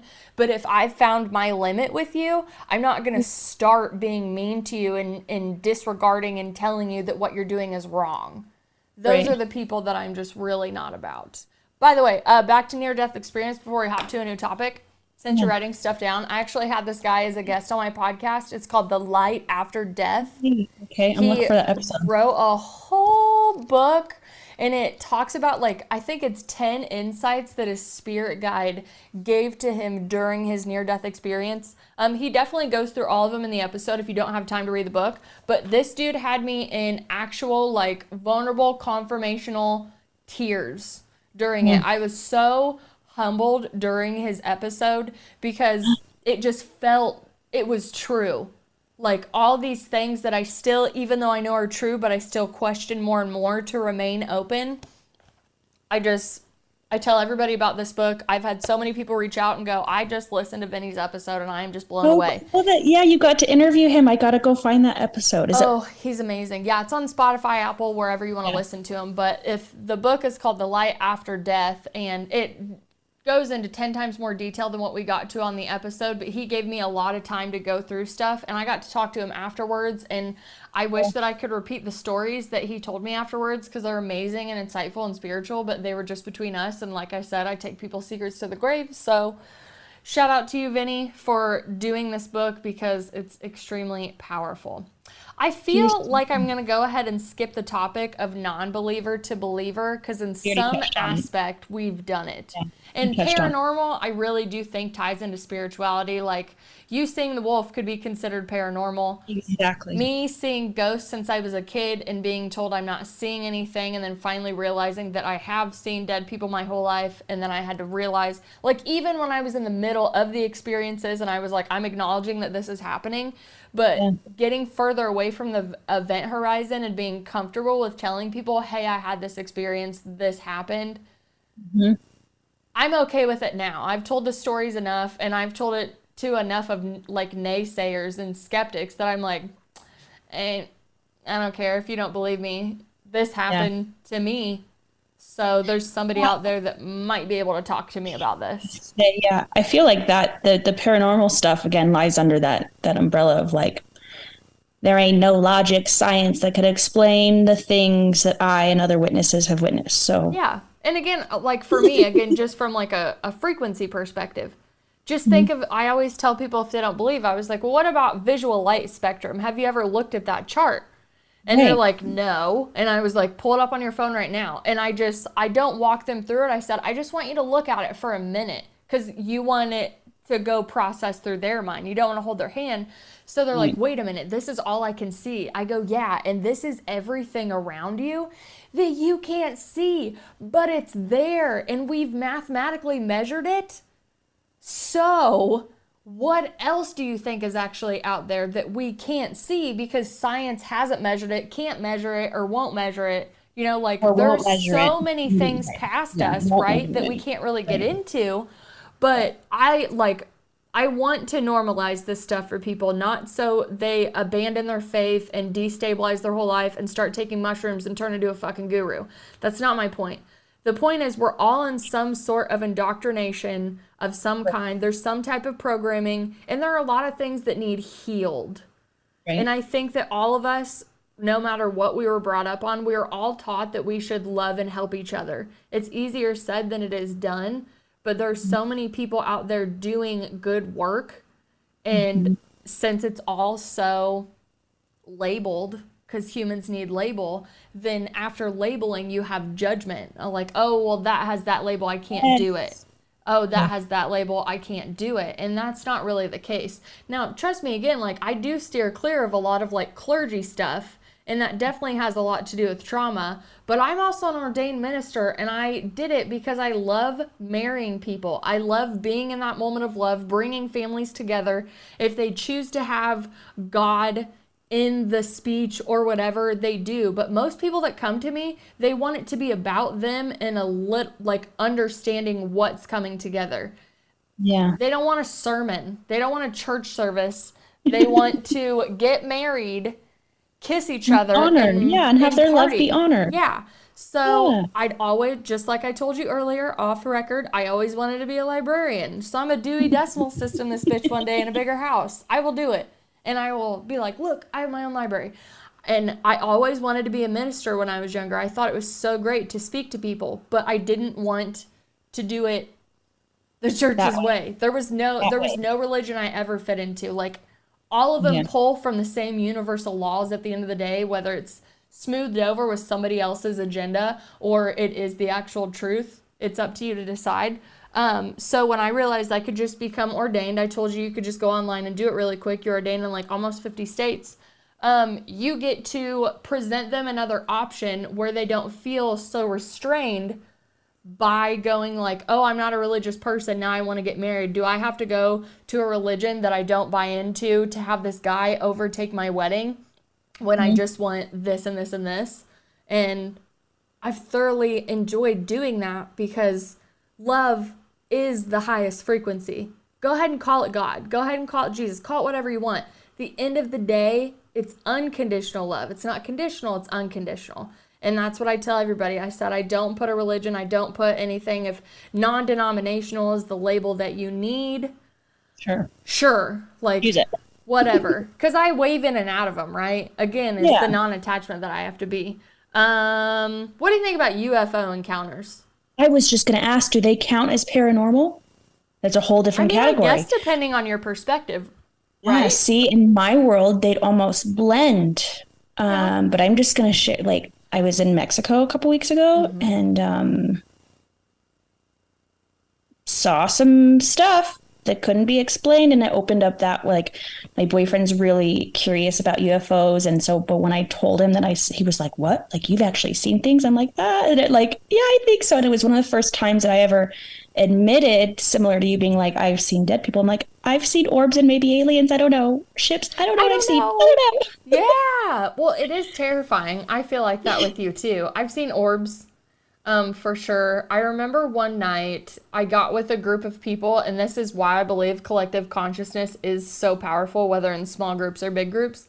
Yeah. Um, and we, like all four of us out here, we had a complete extraterrestrial experience just from looking up at the sky and like focusing in. We could just see. I still don't Because even know how to explain it.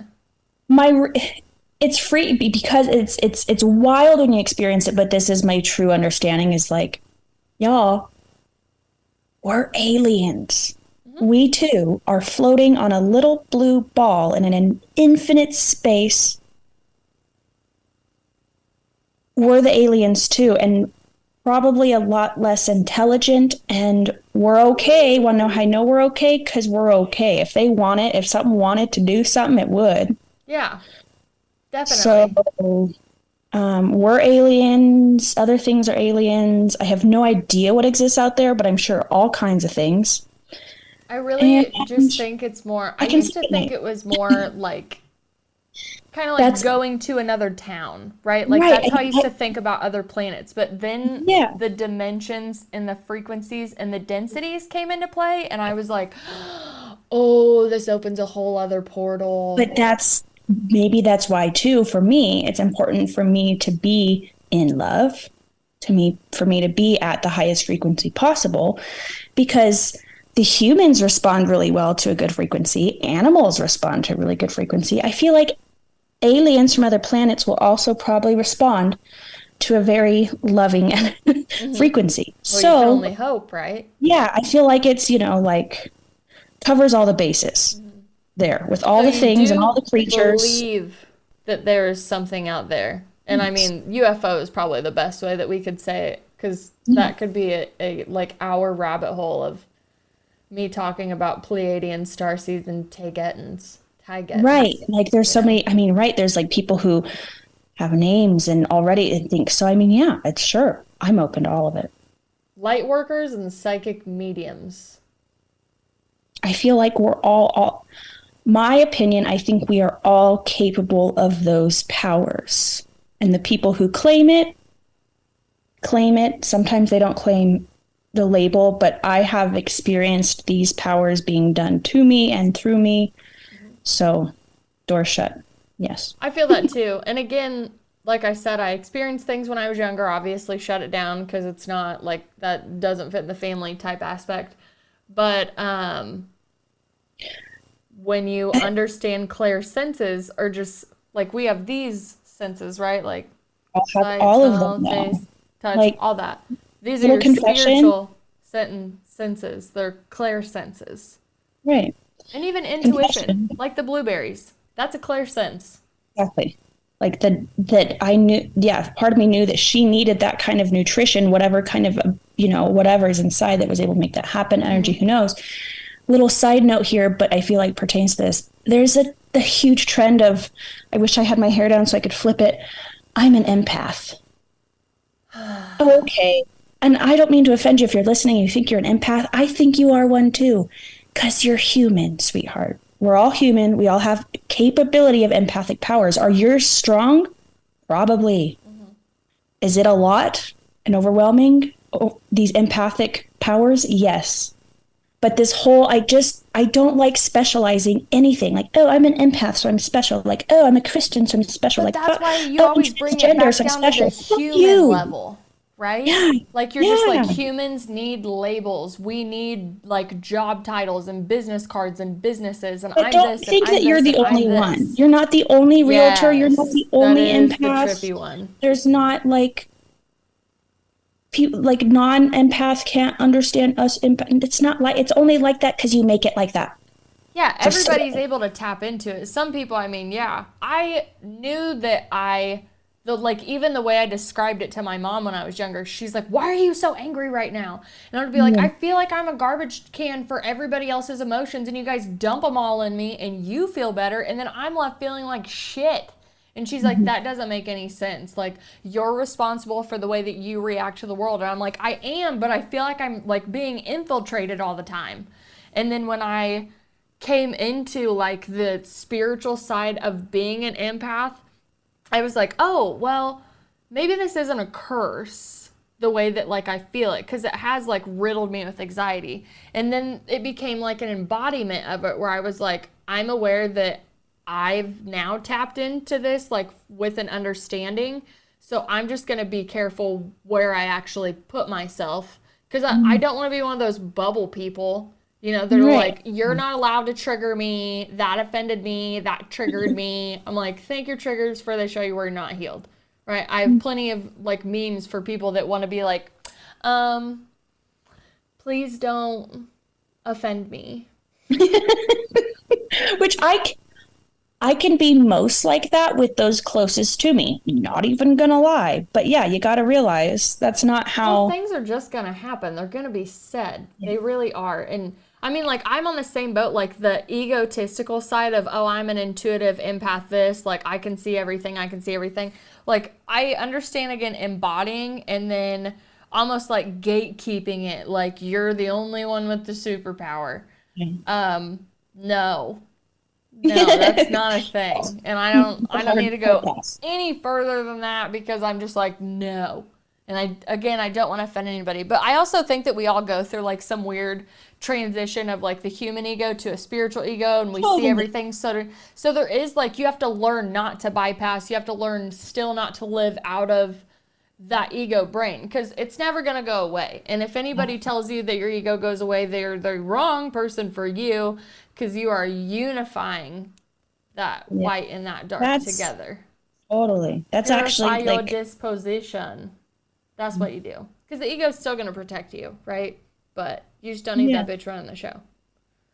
One of my favorites, and again, if I never would have experienced this in my life, I would have thought that it was sci-fi. And I don't mean that anything against the religion that it actually comes from, because I never want to disrespect the religion that it comes from and all the people that teach it. Kundalini awakenings. Oh. So I experienced one before I even knew what it was. I had this crazy experience when I was younger, and after it was over, I was still just so like mind fucked by it, because it didn't make any sense why it happened, and the sensations that happened like on my body, like energetically, now I understand, but energetically I was like, this is so weird. So like I got on, it was probably Ask Jeeves at the time, right? We still had that search engine around. Shit, I forgot about Ask Jeeves. Yes, you Ask Jeeves for everything. Yeah, so I kept typing in, like I was just trying to describe it the best I could. I was like, white light shooting up my spine, golden light that shoots up my spine. Like I didn't know how to say it. I was like, this happened to me. I want to know what happened. I didn't even have the term spiritual. Energy. I was so freaking lost. And again, like the internet today wasn't the internet that we have now, right? No, it's not Ask Jeeves here, people, okay? Yeah. Limited resources. Yeah, well, you still have like very taped together websites and resources, and fact checking is probably still not a thing, even though people say it is. But back then, Wikipedia, you know what I'm saying? Yeah, it's a free for all. So I remember I came across Kundalini awakening and then chakras, but I could not understand it all. I wanted to. I thought it was fascinating. I thought it was interesting. I was still scared that like it couldn't pertain to me because I had grown up Christian, right? I was like, well, this can't pertain to me because I'm completely different. Like, dang it, you know, I incarnated on the wrong side of the world. Like there were so many like barriers when I would come across this information, but I knew. So luckily I have been writing everything and keeping it since I started journaling, and I would just print the pages out and I would date and timestamp them and I would put them away, because it's been proven over even just journal entries alone that I really, really, like my future self will find this and she will know what to do with it. I don't know what to do with it. I know that I'm interested, and I know an evolved part of me down the road will be able to do it. So life goes on. A couple different experiences happen to me over and over, and I can't get this feeling that happened at the base of my hips, all the way. I just can't get out of my mind. I have to know what happened. I have to know what it is. I have to know about what all the other experiences are, because I was changed after it. But it was like, it wasn't the spiritual awakening change that I had that really transformed. It was like, hey, look, like, this is what's coming your way in the future. The system. Like, yeah, it was a shock to the system. It was almost like, I describe it like a heart defibrillator at the time. Because I was in a horrible place at the time. I usually don't talk about this often, but this is one of the main things that I'll go and talk about, like, the reason that I love talking about self-love. I predetermined my suicide for the age of 25 at the age of 20. I was like, I have 5 years to just do whatever I want to do. I'm tired of everybody telling me this is the way, you're doing it wrong, you fucked up. Like, there were so many voices in my head, and I didn't have a voice in my head. I had everybody else, that I just wanted to fucking die. And you wouldn't know that hanging out with me, because I'm too busy catering to you or telling a joke or whatever, listening to you, or like Robin Williams of the group 100%, and I would sit there at night and I would wonder like how I'm actually going to do it when the time comes. But oh hey, I'm 21, I just turned 21, I'm just going to figure this out. Still not making like the best choices in life, but even when I was making the best choices in life, I was still like, I was almost excited, because I was like, I know my end's 25. So I know that I only have this time left, and I'm just going to enjoy this ride the best I can. I'm going to literally like make sure that everybody understands, like I get to have my talk with everybody that people usually don't get with sudden deaths. Like, it was rehearsed in my mind. I'm going to write the letters, the people that I can talk to. I'm going to make sure I say the right things that they always want to know from me. I want to make sure that I hang out with these people. I want to have this experience. And I mean, like, it was a fantasy to me almost. I was like, oh, I just can't wait to die. It just really, it sucks that I have to take myself out, but this is better for me. I do not want to continue down this way. I don't know how to recorrect these things that I've done, and I already feel that I'm just doomed anyways. So 25 just sounds like a really good cutoff.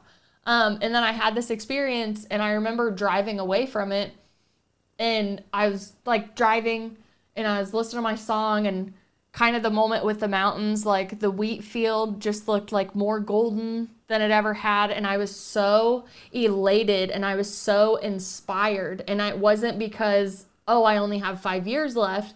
It was, I think I want to live. That's weird. You know, because I've, like, neurologically, you think of, right, like how thick that suicide ideation pathway had actually been built up for so many years.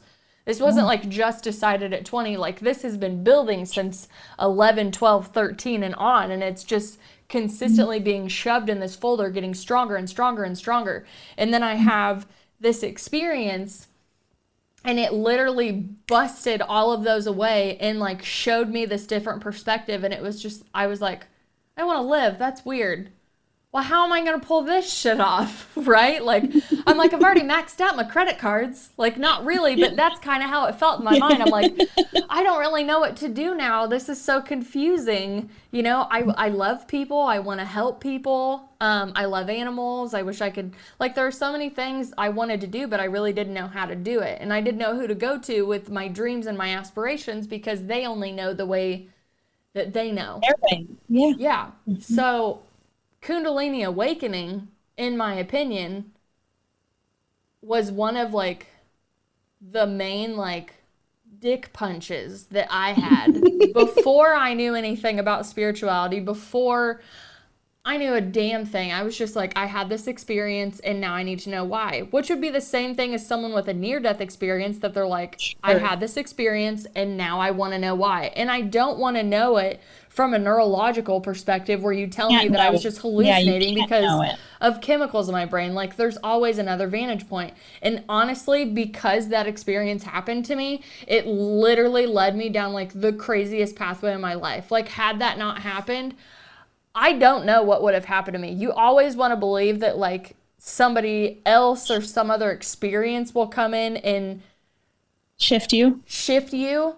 But I was like, I know for a fact, like, had this particular instance, this time in my life not happen, this time to breathe and really honestly be in a really safe space, Yeah. I can't tell you because obviously that timeline didn't happen. Maybe it did in the multiverse. Sure. But I'm always like supremely grateful when I talk about it because it was a really like beautiful but like scary moment in my life. And I still think about it to this day. Like it comes up in meditations and I'm like, stop. I don't want to think about that right now. Like, okay, I had a Kundalini awakening. That's fine. Let's like focus on the future, right? Where are we going with this? Why did this happen is probably the best thing that I would say. But Well, have but you, let it in and you'll know why. It's trying to tell you why when oh, it's I coming mean, in, I know, but right? it, Like it comes in like when a things are reminisce when sometimes. things are coming knocking, that's the why. Well, that's great. I have some more writing to do. Thank you for that. She's like, I gotta let you go. I was like, I gotta get off here. Bye guys. See you on the next episode. Blah blah. No outro Have you music. experienced anything like that though? Like So energy it was, shoved up your spine and your brain explodes and you can see better and you want to live? yeah. The spine thing, not so much. I don't know if I could label it the Kundalini, but Well, I I mean, will you've say done that yoga, right? So you understand. I do relate the suicidal ideation since I was young. That actually it kind of inspires me. I think I want to talk about that more on TikTok. I think I want because the fact that there's 9-year-olds killing themselves these days like really breaks my heart. But Oh, I've suffered from it. So I don't know. I suffered from it yesterday. Like I want to talk about it well, I a think it's little. So real, I'm just and gonna. I have moments like I think ideation is important to say. Besides, I am suicidal. I am Right, suicidal means exactly. I'm going to do it. Right. Ideation is the thought, and it's not like you And want that to kill yourself. You just want peace and you want it to stop, right? Which we can all right. identify with so many things in my life. You have a Well, million amazing things going on in your life on top of your family. It can be overwhelming. You yeah. I feel the same way with the things that I'm doing. I love what I'm doing. I love the life that I'm building. It is hard, but it is worth it. And then there are days where I'm like, I don't want to do this anymore. And I love all of it. And that Mhm. is the one thing that I study the most about it because I'm like, I'm not going to do it, but I am going to observe the fact that that red button is going off in my head again. And it's Tuesday and I'm having a good day. This Yeah. doesn't make sense to me and I'm not going to push that one away. Right. But I think it should be talked about more and again it should be normalized. We don't I want to say have this bloody that's pill what I want to popping do. like I think I think that's why a lot of people do it, or worse, other things to numb it, is because it's not normalized, because you feel so misunderstood and shamed, and like everything you feel gets like quantum mathed on you. or people like, "Oh my god, I'm going to check on you more. I have to worry about you." Which again, like I kudos to you for checking on your friends, but it's Right, like right. where do you go with thoughts like that where people don't feel like you need to be locked up, medicated, or, the Bible read to you? Like, oh, don't you know this could happen, this could happen, this could happen. Like, none of us really know at the end of the day. We're trying the best we can, which is why platforms like this exist to just go, hey, I found this. I'm going Yeah. to introduce it to your intuition and do whatever you'd like to do. If you listen to your Take what you intuition, I will with guess. it. Take what you Yeah, will like with it. Totally fine. But the normalizing suicide ideation is like a main passion, which is why I started the show with the suicide series. So the oh, first okay. three That's episodes interesting. are Yeah. the suicide series, and I actually had Hans Wilhelm come on. He's a amazing I could have spiritual. listened to that yesterday, but I was like, when you're and you're like, I don't want to hear anything. Don't tell Yeah, me anything, yeah. like I I mean, was if you're that. having ideation, you probably don't want to listen to that one. But he even gave like his take on spiritual, and I believe in some of it, but I'm still a bigger Dolores Cannon, like the Yeah. details of Dolores Cannon. So I enjoyed him coming on after that. The crazy thing about it was I actually had a friend um, unalive himself while we were recording that series, and it hit home even more how I had two friends. I had one attempt and I had one that actually did. And I got calls a couple weeks apart from about all of them. And I was like, this needs to be talked about more. Like, as I'm recording these episodes, as I'm trying to find these guests that are courageous enough to come forward, I know I haven't talked to you guys in 10 years, but you're still my friends. I still care about you. I know we're not in each other's lives and we've moved on, but like, A good life. I care about both of you. And now one of you is not on earth anymore because you decided that you just couldn't do it anymore. And again, it's passionate. Like, if I could have just like a suicide ideation podcast, I would, but I think it would get super dark all the time. So I definitely prefer what I'm doing, but highlighting it, I mean, yeah, it's a big passion from my personal experience with suicide attempts and ideation. And then just everybody that I've talked to that's like, okay, I'm going to tell you because you won't be alarmed. You know, you're not going to react. You're just going to listen. So you're not going to try to lock me up or like. Yeah, I just need someone to listen to me. And that's usually what it is. They need someone to listen to them. Thank gosh for those hotlines. I knew that they do make, I have reached out to like a texting hotline before once because I was so deranged about it. So thank gosh that those things do exist. But yeah, and the way that I've logically understood it, to bring it back to the whole conversation of like frequencies and not just suicide ideation, but all of them, it's just one of the many stations that we can be at radio for. So like, that's how I can usually talk myself out. I was like, this isn't something coming from me. This is not a truth coming from me. This is a passing frequency. Like, I'm going through my fucking radio stations, whatever. But you've listened to this station a lot, girl, for 20 years. I'm almost 34 years old. Oh, that's so true. So I find out now I think I'm just homesick. Like, as much as I love everything about my human experience and everything that I've experienced, 3D level, 5D level, anything spiritually, anything at all. I have faith. I have a moral compass. Yeah. I believe in karma to the fullest. I want to be nice to people, but I will defend myself and stand up. You know, like, I have all these things. But when I get those moments now, especially when I'm in like very happy moments of my life, I am homesick for a place that I can't picture anymore. And I just picture it like a very big, just like a movie unfolding in my head, where I lived in California and I moved to the other side of the country, and I've been away from California so long that I have glimpses of this home state, but I don't even know where it is anymore. I don't know what it looks like. I feel like I've been gone too long. Yeah, sorry. It's okay, it happens. And I think that, like, for me, having that understanding is like calling it out when it comes to me. It's like, oh, I don't really want to do this anymore. It's like, I think you do want to do it anymore. I just think today you're homesick, and it's okay to be homesick. So go do something that reminds you of home. Like, go look at the flowers, you know, go look at the trees, go do whatever you need to do. But it's not as watch a movie that detrimental. reminds you of your Nana. That's what I ended up doing yesterday, but I love that. Go do, like, that's going to be with me forever. Yeah.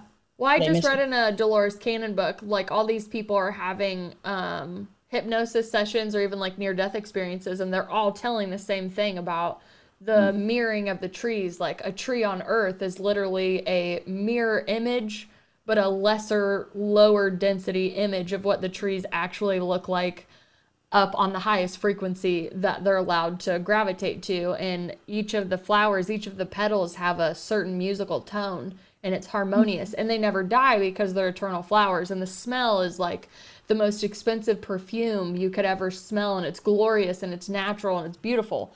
And I'm like, no wonder I'm homesick. Like, my favorite stories are near-death experiences and people trying to describe to me this place that I miss so much. You know, these people that I miss being with, even though I don't want to take for granted any of the people that I'm on earth with, but I just think transparency and vulnerability. I have these moments, and they don't come as often, but when they do, they demand my attention, and I get pulled away from all the other things that I do love. But I can't, if I shove it down, then I die. And that is something that I know about myself. And I absolutely refuse to deny any spectrum of my emotions like that, just because I'm aware of what happens when you shove that stuff down for so long. You will try to attempt, you will try to run away, and you'll kind of act like someone that you never wanted to be. There's the foreshadowing to the novel. I'll have a ghostwriter one day. Yeah, but that sums up my day yesterday. And if anyone wants to know what kind of day I had. I had manic moments yesterday, but I always to take pressure off myself with realizing that I'm an energy being. I love auditing my physical body. Like, did I do the correct nutrients? No. Well, serotonin level down. My bad. Great. Okay. Am I behind on stuff? Do I have this anxiety? Like, let's check in with our bodies, you know, like in yoga. Let's do some breath work. Let's see what's tight. But then there's days I don't feel like doing any of that, and I just kind of ride the down wave. And I'm like, I know I'm not going to do anything, but man, I do not like feeling like this. No. And Abraham Hicks, I do love the way they put it. Those are the days where it's like, you just jumped out of a helicopter.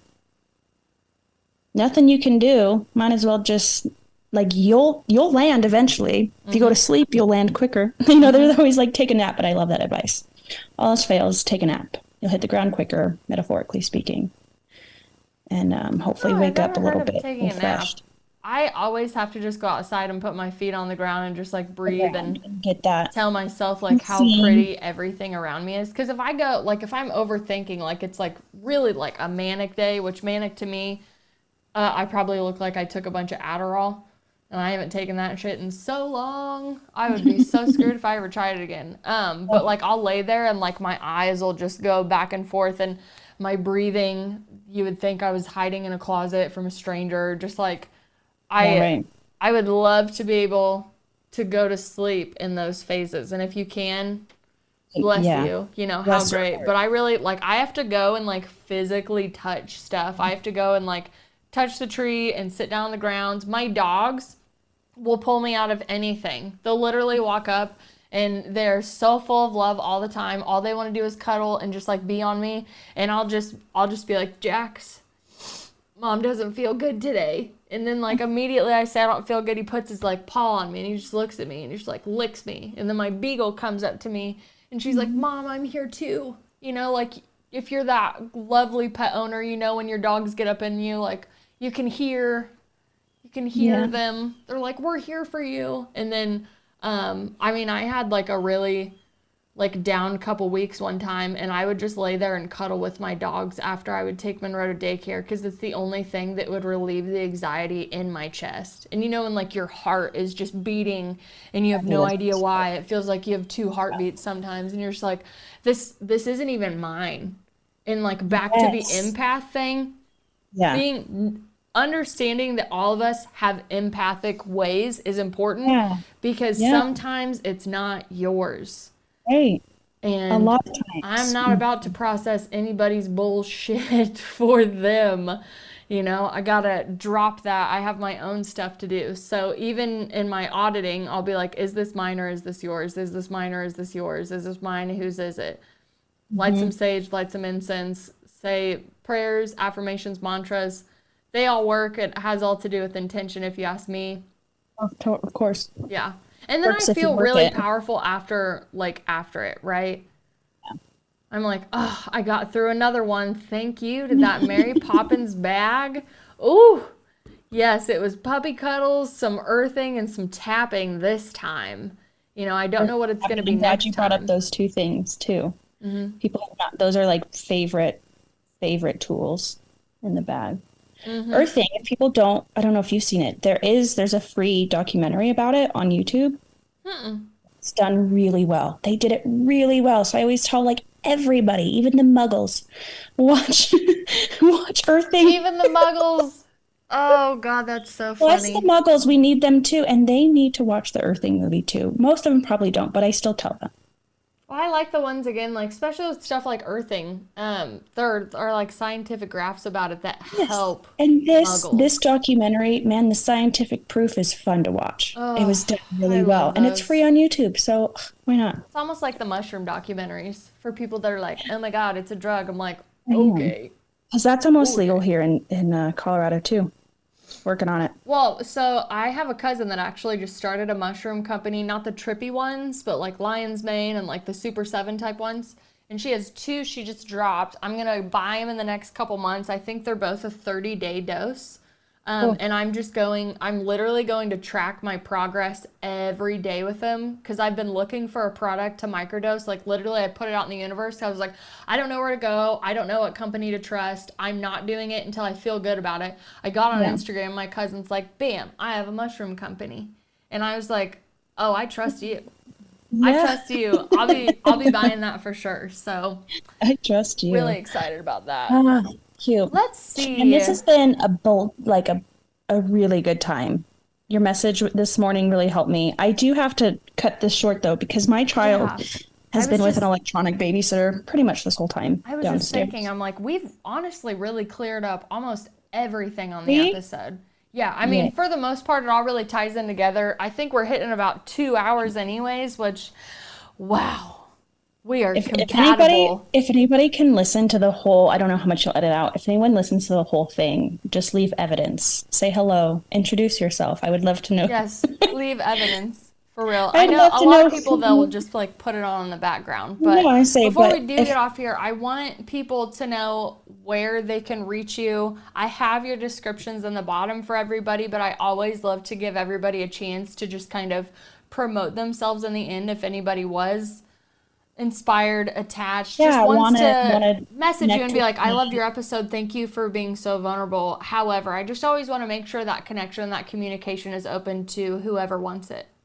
Totally, especially because if you did listen this whole time and enjoy it and maybe can recognize something I've that I dare I say pride myself on is that I am I can be a really good guide. I have full understanding that this is your journey, so I'm really good at holding up mirrors for people and helping them guide themselves. I never guide anybody. I just help you guide you. Yeah, just And return to so you can self. find out, yeah, you can find out about how I do that at Wealthy Woman, WOMBAN, wealthywoman.com. And then I'll have I always have fun little side, like my one little side thing I'm not promoting yet, but I just want to say it. I do have a private label product that's launching on Amazon. So like I'm a total entrepreneur. And that was investor backed. And so I am at that level now where I'm able to do that. But Well, good for you. Make sure you send me the link so I can add it to your episode and then we can find out more about it when you're yeah, ready to what kind of launch it. product I did. Yeah, it's really Yes. exciting. Well, So I appreciate you so much for coming on today and again, as transparent as you are. You thank know, you. that's like the main compliment about you, but I really do. I love everybody that comes on and does this. It It's just, so fun. You're so fun to talk with. Thank you for the safe space. And I'm usually the one that creates the safe space. When I saw your podcast, I was like, oh, she creates a safe space so much that she labels it that. Let's go, yeah, sis. I Let's just put go. it right in your face. Be until Just so you know, we got cookies in the back. Yeah, you are good over here. Again, I thank you. And I'm sorry that you can't hear this music on your way out, but you will be able to hear it when it launches. So, cool. to my friends that are still listening, Vitality Exposed is going to bring us the song Clean by Neovaii off his new album Dusk. If you haven't checked it out yet, I honestly can't believe it because I talk about it all the time. Thanks for sticking with us. I love y'all and I'll see you on the next episode. So clean.